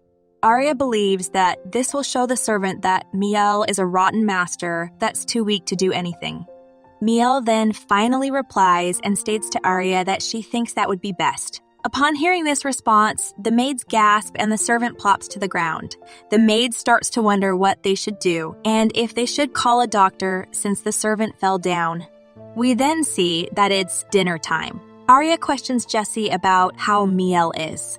Jessie responds by telling Aria that she's not feeling well and asked to eat in her room. As Aria sighs, she replies by mentioning to her that she understands and how she's worried because Mielle has been having her meals in her room. Aria also states to herself that she's sure that Mielle seeing her would make her choke. Aria continues by believing that Mielle's probably feeling even more dreary today on top of the dread she feels most of the time. As Aria's mother is yawning, she tells Aria that she hopes she can see Mielle later when she makes her decision. Aria responds by mentioning to her mother goodnight. She then starts to think about how no matter how many tricks Mielle has up her sleeves, Aria knows that she has been in high society for 10 years, more than she has. She continues by thinking about how, of course, she was stupid enough to get beheaded in the end, but believes that this is of little consequence now. We then see that it's the next day, and Aria is having her breakfast. Suddenly, the head butler calls out to Aria and states to her that there's someone here from the jeweler. He continues by telling her that he told him to wait for her by the front door. Aria replies by asking him if this is really true. The head butler smiles in response. As Aria is smiling back at him, she thanks the butler. She also starts to think about how the head butler is a lot nicer now that she's defended him. Aria further mentions to herself that she realizes that she had to live such a hard life before because she didn't know how to do these little things. She then states to her mother that she thinks her gift for Oscar has arrived. Aria's mother responds by telling her to go and tend to that as the servants should be gathering soon. Aria replies by agreeing with her mother and mentioning to her that she won't be long. Aria then goes to the front door and sees a man waiting for her. As the man is opening the jewelry box, he requests Aria to confirm the items she ordered. Aria responds by stating to the man that the items are perfect. The man replies by thanking her. As Aria is looking at the items, she starts to think about how they didn't have to make it so exquisite, but she's glad they put a lot of care into them. The man continues by mentioning to her that his master sends her his deepest gratitude and looks forward to her continued patronage. Aria responds by stating to him to tell his master that she will do just that. She also tells herself that she likes and how she thinks today is going to be a good day that offsets the terrible day she had yesterday. We then see Aria's mother, and she is announcing what she has deliberated overnight. She mentions to everyone that Coachman-elect is hereby relieved from the house of Duke Roscent, and Yagi, who relieved himself of his position without permission, will be demoted to the stable and will be assigned cleaning duties there. Upon hearing this sentence, Elect and Yami are shocked. The maids and butlers also start to ask each other about if they're going to make a grown man clean the stable and wonder if that makes them his superiors. They also start to wonder if they can make them do errands. Mielle also teeters onto her maid Emma from hearing this news. As Mielle sighs, she states to everyone that she's not feeling very well and would like to go back to her room. The maids and butlers start to whisper about Mielle and believe that she must have been worried all night, just as Aria had said. Aria then responds by agreeing with Mielle and telling her to go on upstairs as she has been looking pale since last night.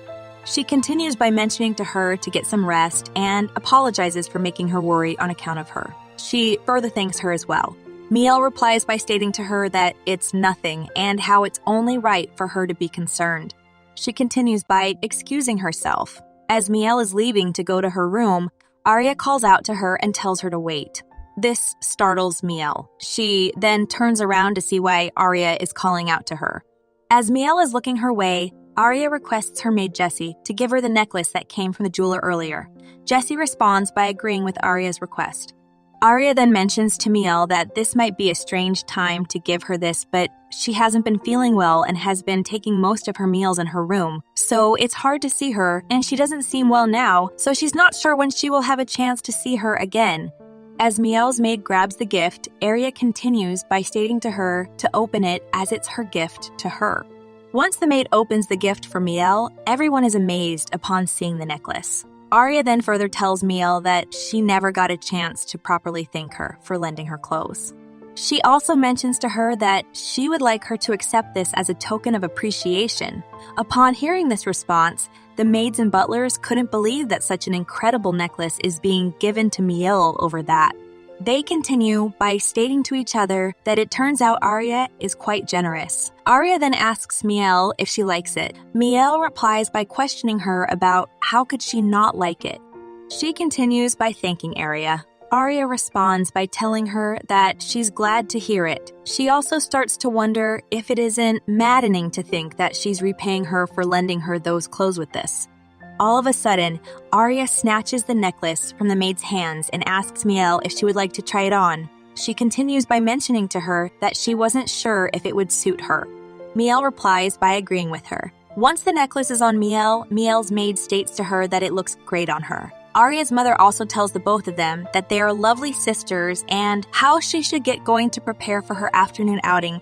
Aria responds to her mother by thanking her for reaching a fair decision. As Aria's mother is leaving, she waves goodbye and replies by mentioning to her that it's her job as the mistress of the house. As Aria is smiling, she starts to laugh in her head and states to herself that her mother actually leaves everything to the butler and barely does anything. She continues by thinking about how she may be her mother, but she can be very blithe.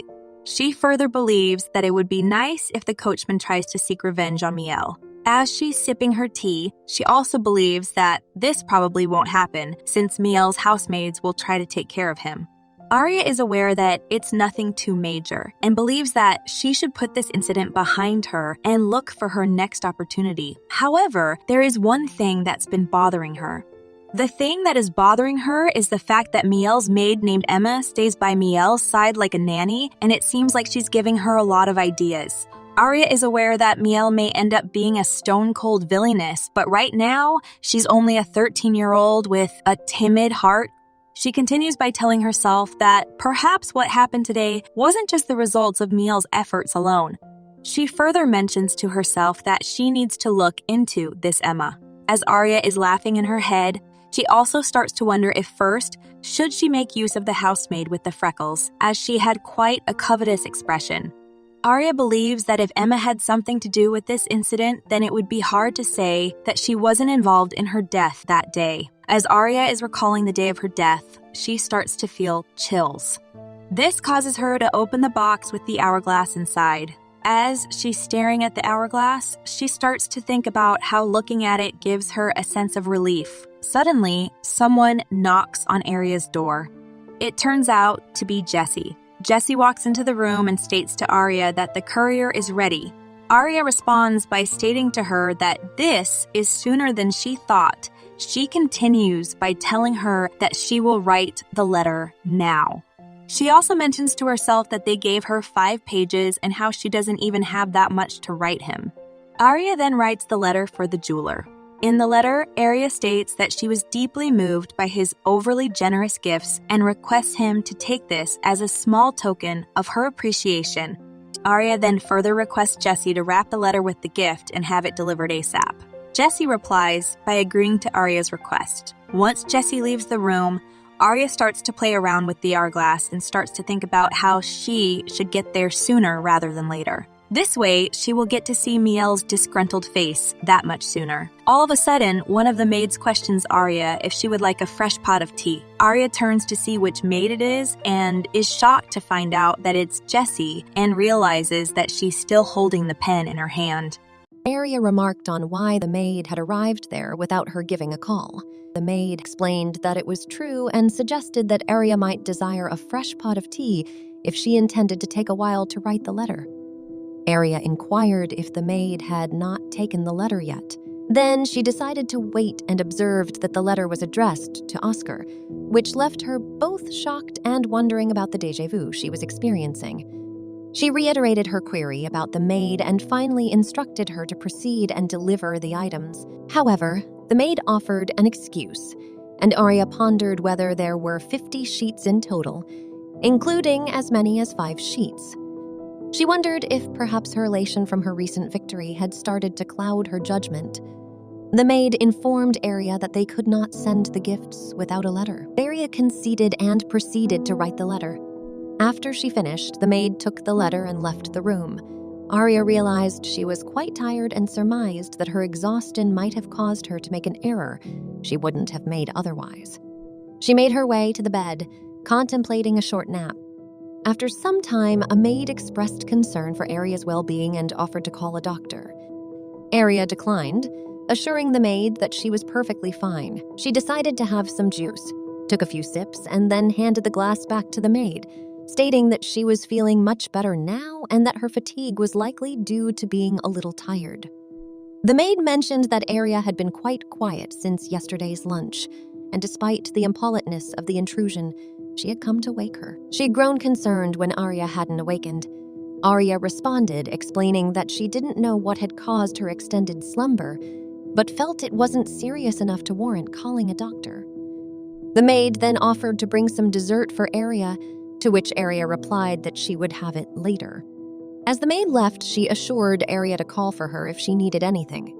Once alone again, Aria lay back on the bed, pondering why she had slept for such an extended period when she wasn't even sick. Just then, the maid returned and told Aria that she had come to wake her and had grown worried when Aria hadn't woken up. Aria gazed at the maid and, slightly irritated, reiterated that she was fine and had already declined the offer of dessert. The maid apologized for her previous interruption, noting that Aria hadn't finished her juice yet. She assumed Aria might not have finished her meal and inquired if Aria wanted her to take the glass away. Aria glanced at the partially consumed juice and was surprised to find it still not finished. This inexplicable sense of déjà vu overwhelmed her, making her feel as if she had somehow traveled back in time. It felt irrational, but the sensation was undeniable, and it made her remember the hourglass. She reached for the hourglass, turning it thoughtfully, and mused that it seemed like the heavens must favor her. Aria hugged the timer, contemplating how the hourglass had brought her back. After a few attempts, she managed to decipher how the hourglass worked. And then Aria found herself back in the past, where a lady had just informed her that the day's lesson would involve adding numbers with 8 digits. The lady assured Aria that with a grasp of basic addition, she could tackle numbers of any length. Aria contemplated that she could use the hourglass to go back in time once a day, rewinding just 5 minutes, which proved more than sufficient to correct momentary mistakes. Celine suggested they try to solve the addition problem. Aria smiled, and Celine noticed her happiness. She inquired if Aria had some good news to share. Aria confirmed this and expressed her intrigue. Celine urged her to share the details of what had been happening in her life. Aria considered that she was the one with this unique ability, and in response to Celine's question, she asked if Celine genuinely wanted to hear about it. Aria cryptically replied that there was a hideous old fox. Celine seemed puzzled and responded that she didn't know Aria had a pet. Aria continued to recount how, whenever she saw the fox misbehaving, not knowing its place, it was so amusing that she couldn't help but burst into laughter. Celine remarked that it must be quite adorable, and she expressed her desire to witness it too. Aria responded by saying that it was right there in the mirror. Celine, seemingly confused, stated that there was nothing in the mirror. Aria insisted that if she looked closer, she would be able to see the fox. Aria explained how the fox kept pressuring her to meet her son, who was nothing more than a womanizer and a heavy drinker who lacked proper manners. Celine sympathized with Aria, remarking that the fox must have genuinely perturbed their kind and gentle lady, Aria. Aria nodded in agreement and asked Celine if she really understood what she was talking about, or if she was simply trying to deny it. She found it rather pathetic to witness Celine's avoidance of the issue. Aria thought to herself that perhaps it was time to stop this. as it was no longer as enjoyable, and furthermore, using the hourglass for such trivial matters seemed like a waste. Aria complimented Celine, saying that her lessons were always so enjoyable. However, as she contemplated her newfound ability to manipulate time with the hourglass, Aria couldn't help but notice that every time she used it, she became extremely exhausted and eventually fell into a deep slumber. She was aware that this power could potentially have irreversible health consequences, but it was an opportunity she couldn't afford to miss, even if it meant sacrificing some of her lifespan. Aria was determined to use every means at her disposal to achieve her desires. She fondly recalled the times when she had mischievously poured water on Mielle and had fun with her, even playfully tugging at her dress with her heels as she departed. Aria believed that she deserved to have a little excitement in her otherwise mundane existence. The scene shifted and Aria spoke to a maid named Jessie, asking if there was any news. Jessie replied that they hadn't heard anything since the courier left 2 weeks ago. Aria decided to go wait downstairs and swiftly departed. Soon after, Asher arrived and offered an apology to Aria. He explained that he had intended to return with a letter, but the Academy's exam session had kept him busy. Moreover, Oscar had been occupied when he tried to deliver the gift, so he couldn't obtain a letter from Oscar. Aria reassured Asher, telling him it was all right and that he had done enough. This brought tears to Asher's eyes, and he expressed his gratitude to Aria. Aria thought about the most crucial aspect: getting the letter to Oscar. She believed that if Oscar had seen what was inside, he might have refused to accept it, and it was probably for the best. Aria wanted to build a connection with him, so she decided she would take the time to get to know him better. She contemplated using the hourglass to win Oscar's heart, and hoped he would write back to her soon, as she was currently feeling quite anxious. Jessie urgently called out to Aria, informing her that there was a letter from Oscar. Aria was stunned by the news, and their excitement was so intense that even people outside the mansion could hear their voices. Aria quickly opened the letter and found inside a polite expression of thanks for her gift. Oscar mentioned that he had something to discuss with her in person, and asked her to choose a day and time that suited her. Aria thought that the message was quite matter-of-fact, but she also realized that she had been direct in her approach. From the tone of the letter, she didn't believe Oscar was trying to return the gift.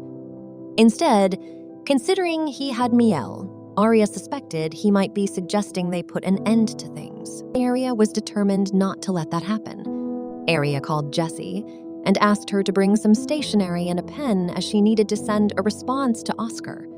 Aria then set to work composing another letter. Jessie couldn't help but think that she was the only one who knew that the letter was from Oscar, but Lady Mielle would likely find out soon. However, she was confident that Lady Mielle was so kind and understanding that it wouldn't be too distressing for her. Once Aria had finished writing the letter, she affixed the stamp and instructed Jessie to ensure it was delivered to Oscar as soon as possible. Jessie, as she looked at the letter, couldn't help but feel a sense of foreboding but couldn't quite understand why. Aria sat down to eat, and Jessie brought her some snacks. Aria devoured the food as if she hadn't had such treats in a long time, almost like a wild creature. Jessie was taken aback by Aria's ravenous appetite. Once Aria had finished her meal, she retired to her bed and flipped the hourglass. The scene shifted to the past when Jessie brought a meal for Aria. Aria instructed Jessie to choose what she wanted first and give the rest to the other maids. However, Jessie explained that the gourmet desserts had been prepared specifically for Aria, so they couldn't be given away. Aria then shared that she had asked for them because she knew they'd use better ingredients that way. She also mentioned that after the recent incident with the coachman, she was sure many people were still quite shaken up, and she hoped the treats might provide a bit of comfort. Aria mused that she had indulged more than her fair share just 5 minutes ago, and now she couldn't stand the sight of them. She marveled at how amazing it was that she could eat and enjoy as much as she wanted, only to turn back time as if nothing had happened. It felt like the best thing ever. Jessie, curious, inquired if Aria had picked up a book she had ordered from the bookstore while preparing the desserts. Aria noted that the book had arrived sooner than she had anticipated. She considered the task at hand and deemed it quite doable. Not too challenging. Aria had been frustrated with the economics books at the manor. They were outdated and filled with anachronistic jargon, making them difficult to understand. This was precisely why she had ordered a book on the basics of economics written for children, finding it to be a perfect fit for her. Aria couldn't help but think that it would have been nice if she could have been reborn as a man. For noble gentlemen, attending the academy was mandatory, but there were no educational institutions for women. She could complain about it as much as she wanted, but it wasn't going to change the status quo. She opened the book and pondered how she had subtly dropped hints to the Count, implying that she had heard rumors in passing. Nevertheless, she knew that the credibility of such information depended greatly on the source from which it came. Aria recalled a conversation between Kane and her father when Kane had mentioned rumors of the neighboring country planning to invade in a few years. Her father had inquired if Kane had noticed anything suspicious, to which Kane had replied that this was how rumors work. Aria contemplated that since she couldn't change herself into a man, she needed to become well-versed in economics, politics, and history for the county to take her advice seriously. This knowledge would also enable her to effectively communicate with the Count. Her aim was to contribute merit to the Count, becoming a cherished and respected younger daughter. Ultimately, she had to establish a solid foundation for herself, and that was the right course of action. Aria resolved to start a business, recalling a noble lady from high society in the past who had prioritized money and status while disregarding decorum and the opinions of others. Aria remembered how she used to look down on that lady, and how, at the time, she had been overconfident, feeling on top of the world because everyone approved of everything she did. Aria realized that relying solely on her appearance could be detrimental, and she couldn't afford to make the same mistake. Knowledge was the key. Aria continued her thoughts, emphasizing that her knowledge would be her capital and her wealth, something that belonged to her alone. She recognized that wealth would bring power, and that was precisely why she was so committed to her studies. However, Jessie interrupted her thoughts and apologized for disturbing her during her studies. She had a question for Aria. Did she really want to have a small birthday party that year? Or should they consider making it a larger celebration? Jessie had heard about a parasite in the Roscent family known for wasting money. Aria contemplated the idea of a bigger celebration, but also pondered why the Hourglass couldn't take her back to the time before she had moved into the Count's home, possibly wishing she could alter her circumstances. Jessie explained that Aria had a significant birthday party last year, but suggested that she might not have any events this year. Aria confirmed that she had no intention of hosting any events this year. She wondered if Jessie's impression of her would change because of this decision. Aria mentioned that a quiet luncheon with the noble ladies would be sufficient, and she asked Jessie to prepare something the ladies would enjoy. Jessie assured Aria that they could quickly make the preparations and requested that Aria inform her if she changed her mind. Aria politely declined, expressing her gratitude to Jessie. Once Jessie left, Aria thought about Mielle's upcoming birthday, which would follow hers. She feared that if she faced chastisement similar to what she had experienced the previous year, all the progress she had made would be in vain. Aria concluded that once she had secured her position, she could engage in ostentatious formalities later. For now, she needed to focus on changing herself to alter the way others perceived her.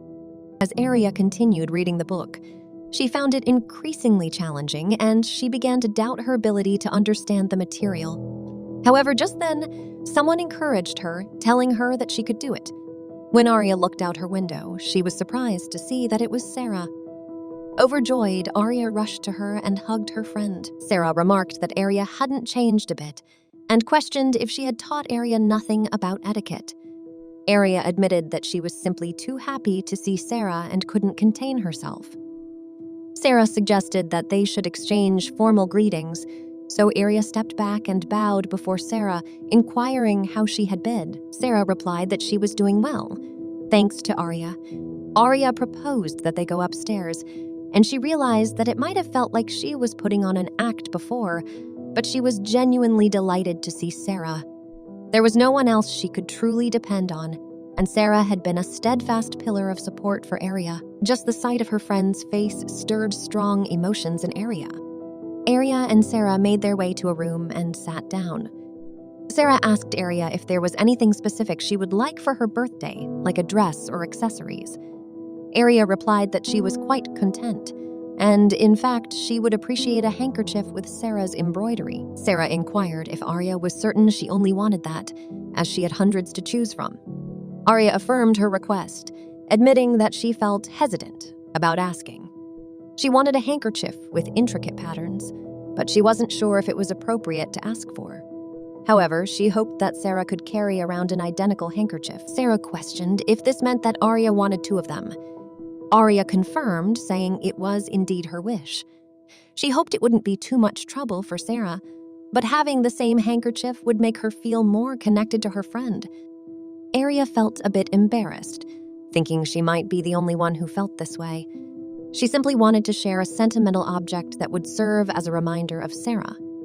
She hoped her request for a matching handkerchief, as a birthday gift wasn't too bold. Sarah expressed her adoration for Aria and her desire for them to remain friends for their entire lives. Aria was genuinely happy to hear these sentiments from Sarah, and she expressed her gratitude. Sarah vowed to do her best to make it a reality and assured Aria that she would put her heart and soul into their friendship. She reached out and held Aria's hand, and Aria eagerly looked forward to the future. However, Aria couldn't help but think about Sarah's upcoming debut into high society. She knew that Sarah would be busy dating the Marquess once she made her debut, and Aria had only asked for a handkerchief that might catch the Marquess's attention and socially connect them. Nonetheless, she was pleased that Sarah was enthusiastic about it.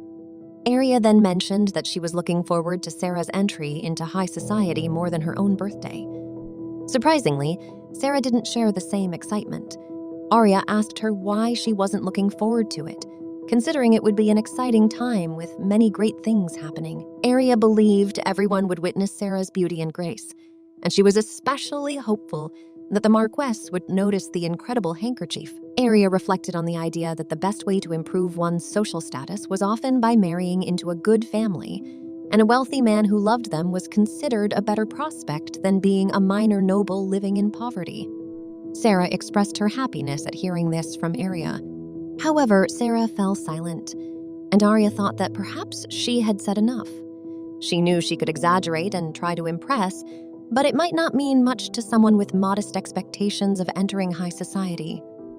Aria then asked Sarah what the first thing she wanted to do as an adult was.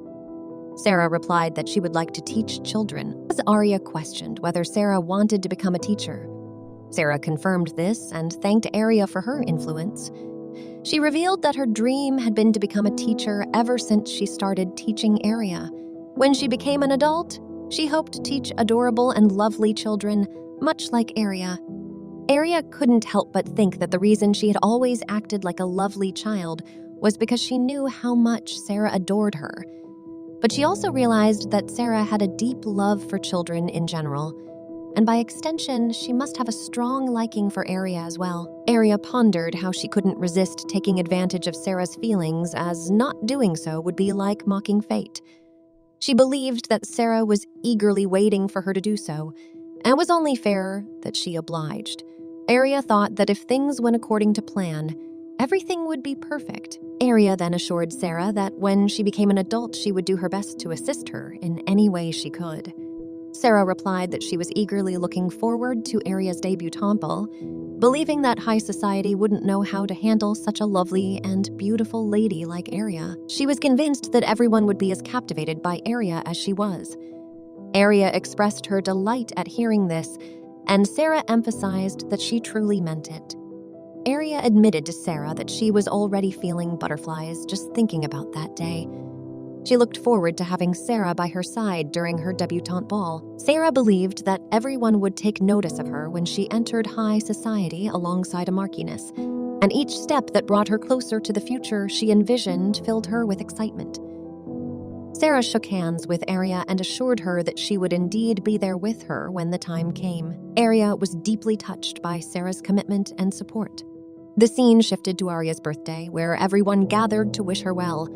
Aria expressed her thanks to everyone, but her expression didn't appear as cheerful as one might expect. A concerned lady inquired if she was feeling all right.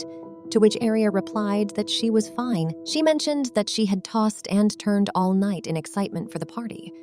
Aria couldn't help but wonder why Oscar hadn't arrived yet, especially since she had written to him, asking him to visit on her birthday. She hoped he would show up soon and was grateful for the band that Jessie had arranged to lift the party spirits. Then Sarah arrived bearing a gift for Aria.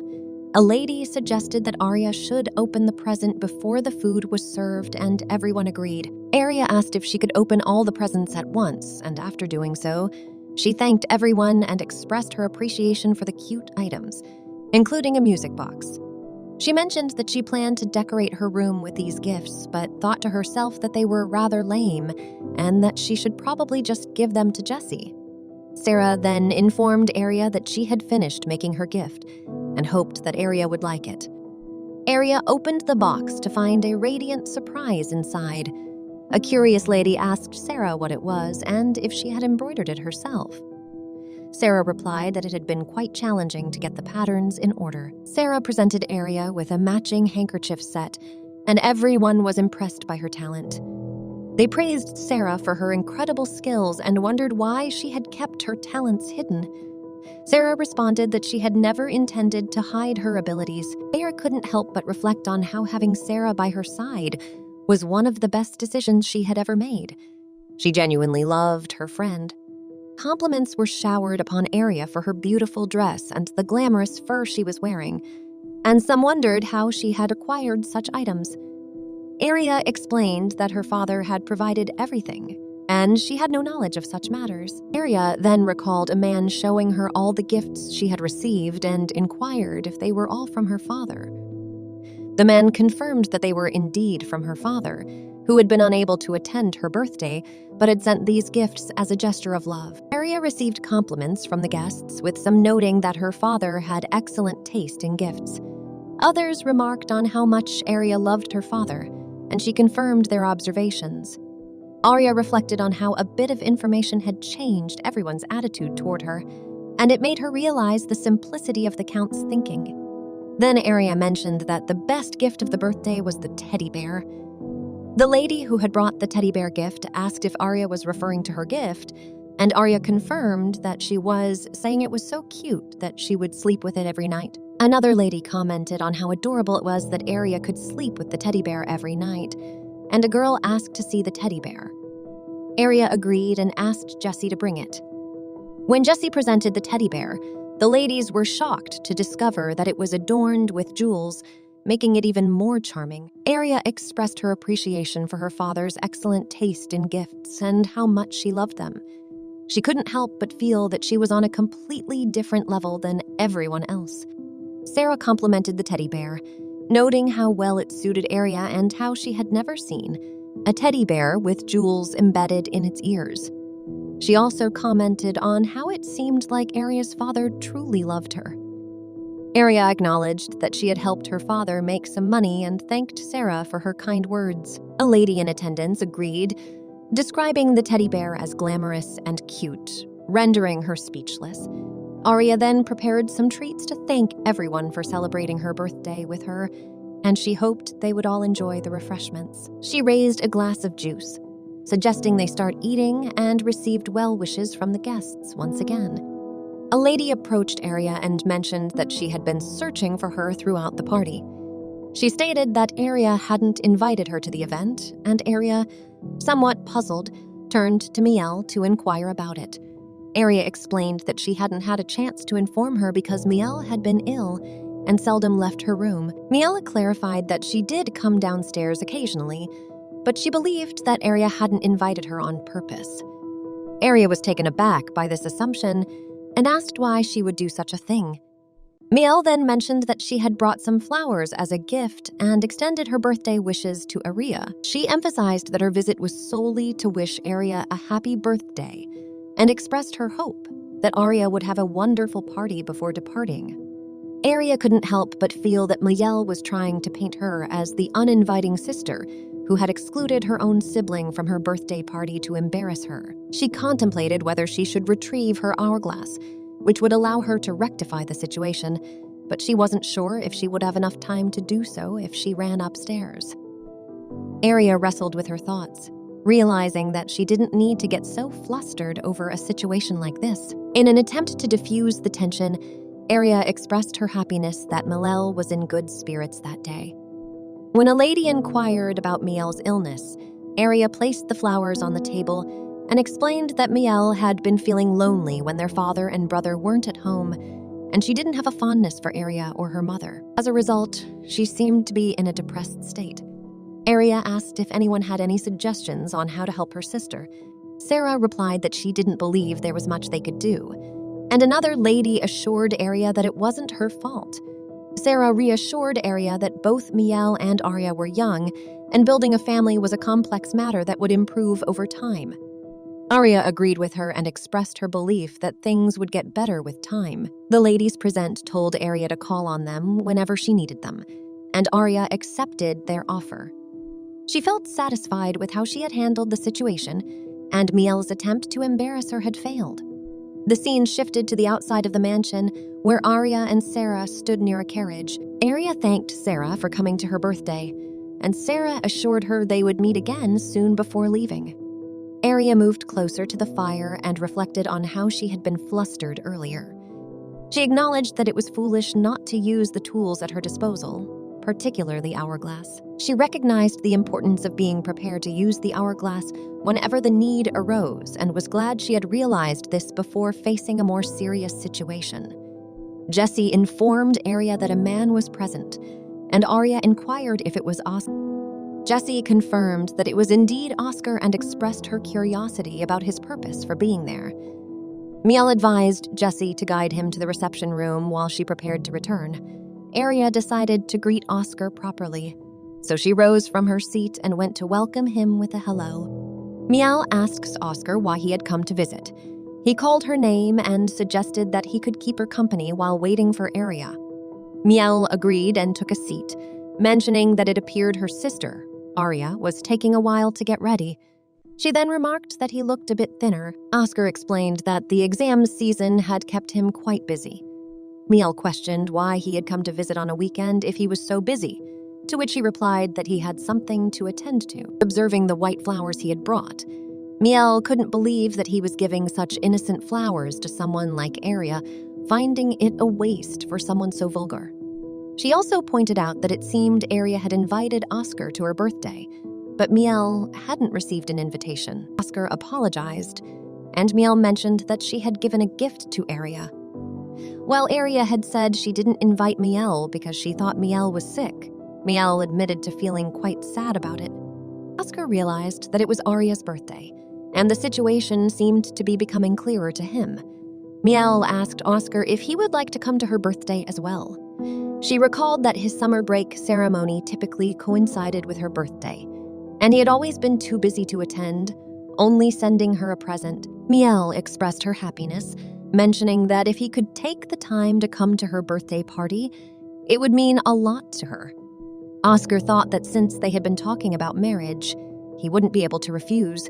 He agreed to try to attend, and Mielle was delighted to hear that, promising to send him an invitation. As Mielle left, Aria entered the room and apologized to Oscar for making him wait. He assured her that it was fine because Mielle had kept him company in her absence. Aria wondered about the conversation between Mielle and Oscar and suspected that Mielle might have been trying to make her move on him, while Aria changed into more conservative clothes that she thought Oscar would like. When Aria returned, she asked how Oscar was doing, and he replied that he was doing well. Aria inquired about the hairpin he had given her and asked if he liked it. Oscar confirmed that he liked it and thought it suited her well. Aria then asked about the brooch and whether he liked it. Oscar replied that he liked it very much but found it to be quite an extravagant gift. Aria explained that she couldn't write to him about it in her letter, but he was the first person to give her a gift. She clarified that he was the first person outside of his family, but it didn't matter. Oscar agreed and admitted that he might have been a bit overwhelmed by the extravagant nature of the first gift. He hoped she could accept it as a gesture of kindness.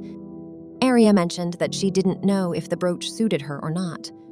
Oscar mentioned that he did bring the brooch with him. Aria suggested that he put it on for her, and he agreed. He opened the box containing the brooch thinking that he had come to return it, and he hadn't expected this turn of events. Aria attached the brooch to his shoot and told him that it looked great on him. He thanked her for the compliment and mentioned that he had heard it was her birthday. Aria confirmed that it was indeed her birthday and explained that she had taken a while to come down because she was resting after the party and needed time to get ready. Oscar assured her it was fine. He then showed her the bouquet of flowers and said it was something for her. Aria accepted the lovely bouquet and thanked him. Askar apologies and told her that he didn't know that it was her birthday and didn't prepare anything else. Aria assured him that it is perfect, and there is no need to apologize. Aria continued, suggesting that if he still wanted to, he could be her pen pal as a birthday gift. Oscar asked if she meant a pen pal, and Aria confirmed it. She explained that she didn't have any friends, felt lonely all the time, and thought it might be due to her lowly birth and lack of education. Oscar replied that it wasn't because of those factors, but felt that he had to decline. He mentioned that he couldn't personally get involved with another lady from the same family, and he had to respectfully decline and tell her he couldn't interact with her. Aria then smelled the flowers and said they were amazing. She expressed concern about being too forward and acknowledged that Mielle might find it uncomfortable being so close to him. She apologized for asking and clarified that she wasn't trying to pressure him. Oscar assured her that he would write to her, and Aria asked if it was real and if it would be all right. Oscar assured Aria that exchanging letters between friends wasn't a problem, and Aria expressed her happiness about it. Oscar thought it should be fine, as he couldn't just ignore her plight. The scene shifted to Aria's room where she was contemplating the effective use of the hourglass. She considered getting a stopwatch that counted up to only 5 minutes for better control. Jessie entered her room and inquired if she was awake and wanted lunch. Aria accepted and reassured Jessie that she wasn't sick, attributing her extended sleep to the previous night's party. Jessie expressed concern about Aria's exhaustion from a lack of energy and suggested calling the doctor. Aria replied that she was fine, but admitted that using the hourglass made her feel like it was shortening her lifespan. Aria realized she had miscalculated the time during the test run. Aria assured Jessie that she was fine and not having problems with her lifespan. Jessie, however, insisted that they should call the doctor. Aria found Jessie to be quite persistent and slightly annoying. She realized that Jessie might be catching on to some things, and she wanted to reward her in some way. Aria also remembered that she had been busy and that it was time to move on to the next stage of her plan. As Aria suddenly jumped from his bed and stand beside Jessie. Jessie staggered and asked Aria about the sudden reaction. Aria assured Jessie that she didn't mean to startle her and that she wasn't there to harm her. Aria realized that Jessie was still scared of her due to their past interactions, but she wanted to change that. She told Jessie that she was quite fond of her, and Jessie expressed her gratitude. Aria hoped that this would improve their relationship and help her carry out her plan. Aria approached Jessie, wondering what might have been amiss and whether she had been unkind to her. Jessie, however, remained silent, not offering any immediate response. Aria, feeling a need to address the situation, mentioned that she believed Jessie was right about something. Aria went on to acknowledge that in her younger days, she had been impulsive and somewhat ashamed of her past behavior. She had since made efforts to change and not repeat her earlier mistakes. Despite her personal growth, she understood that Jessie might still view her as the same naive and thoughtless individual.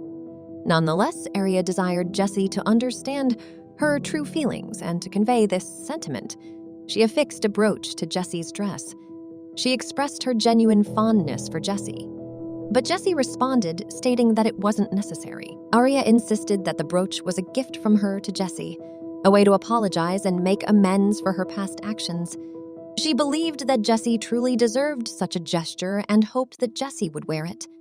Aria also thought it might enhance Jessie's appearance among the housemaids. Before concluding, Aria asked Jessie if she would be willing to visit a jeweler for her, to which Jessie inquired, "Why a jeweler?" Aria expressed her desire for Jessie to visit a jeweler and request the creation of a special stopwatch. This unique timepiece would wind back to its original position after 5 minutes at the push of a button.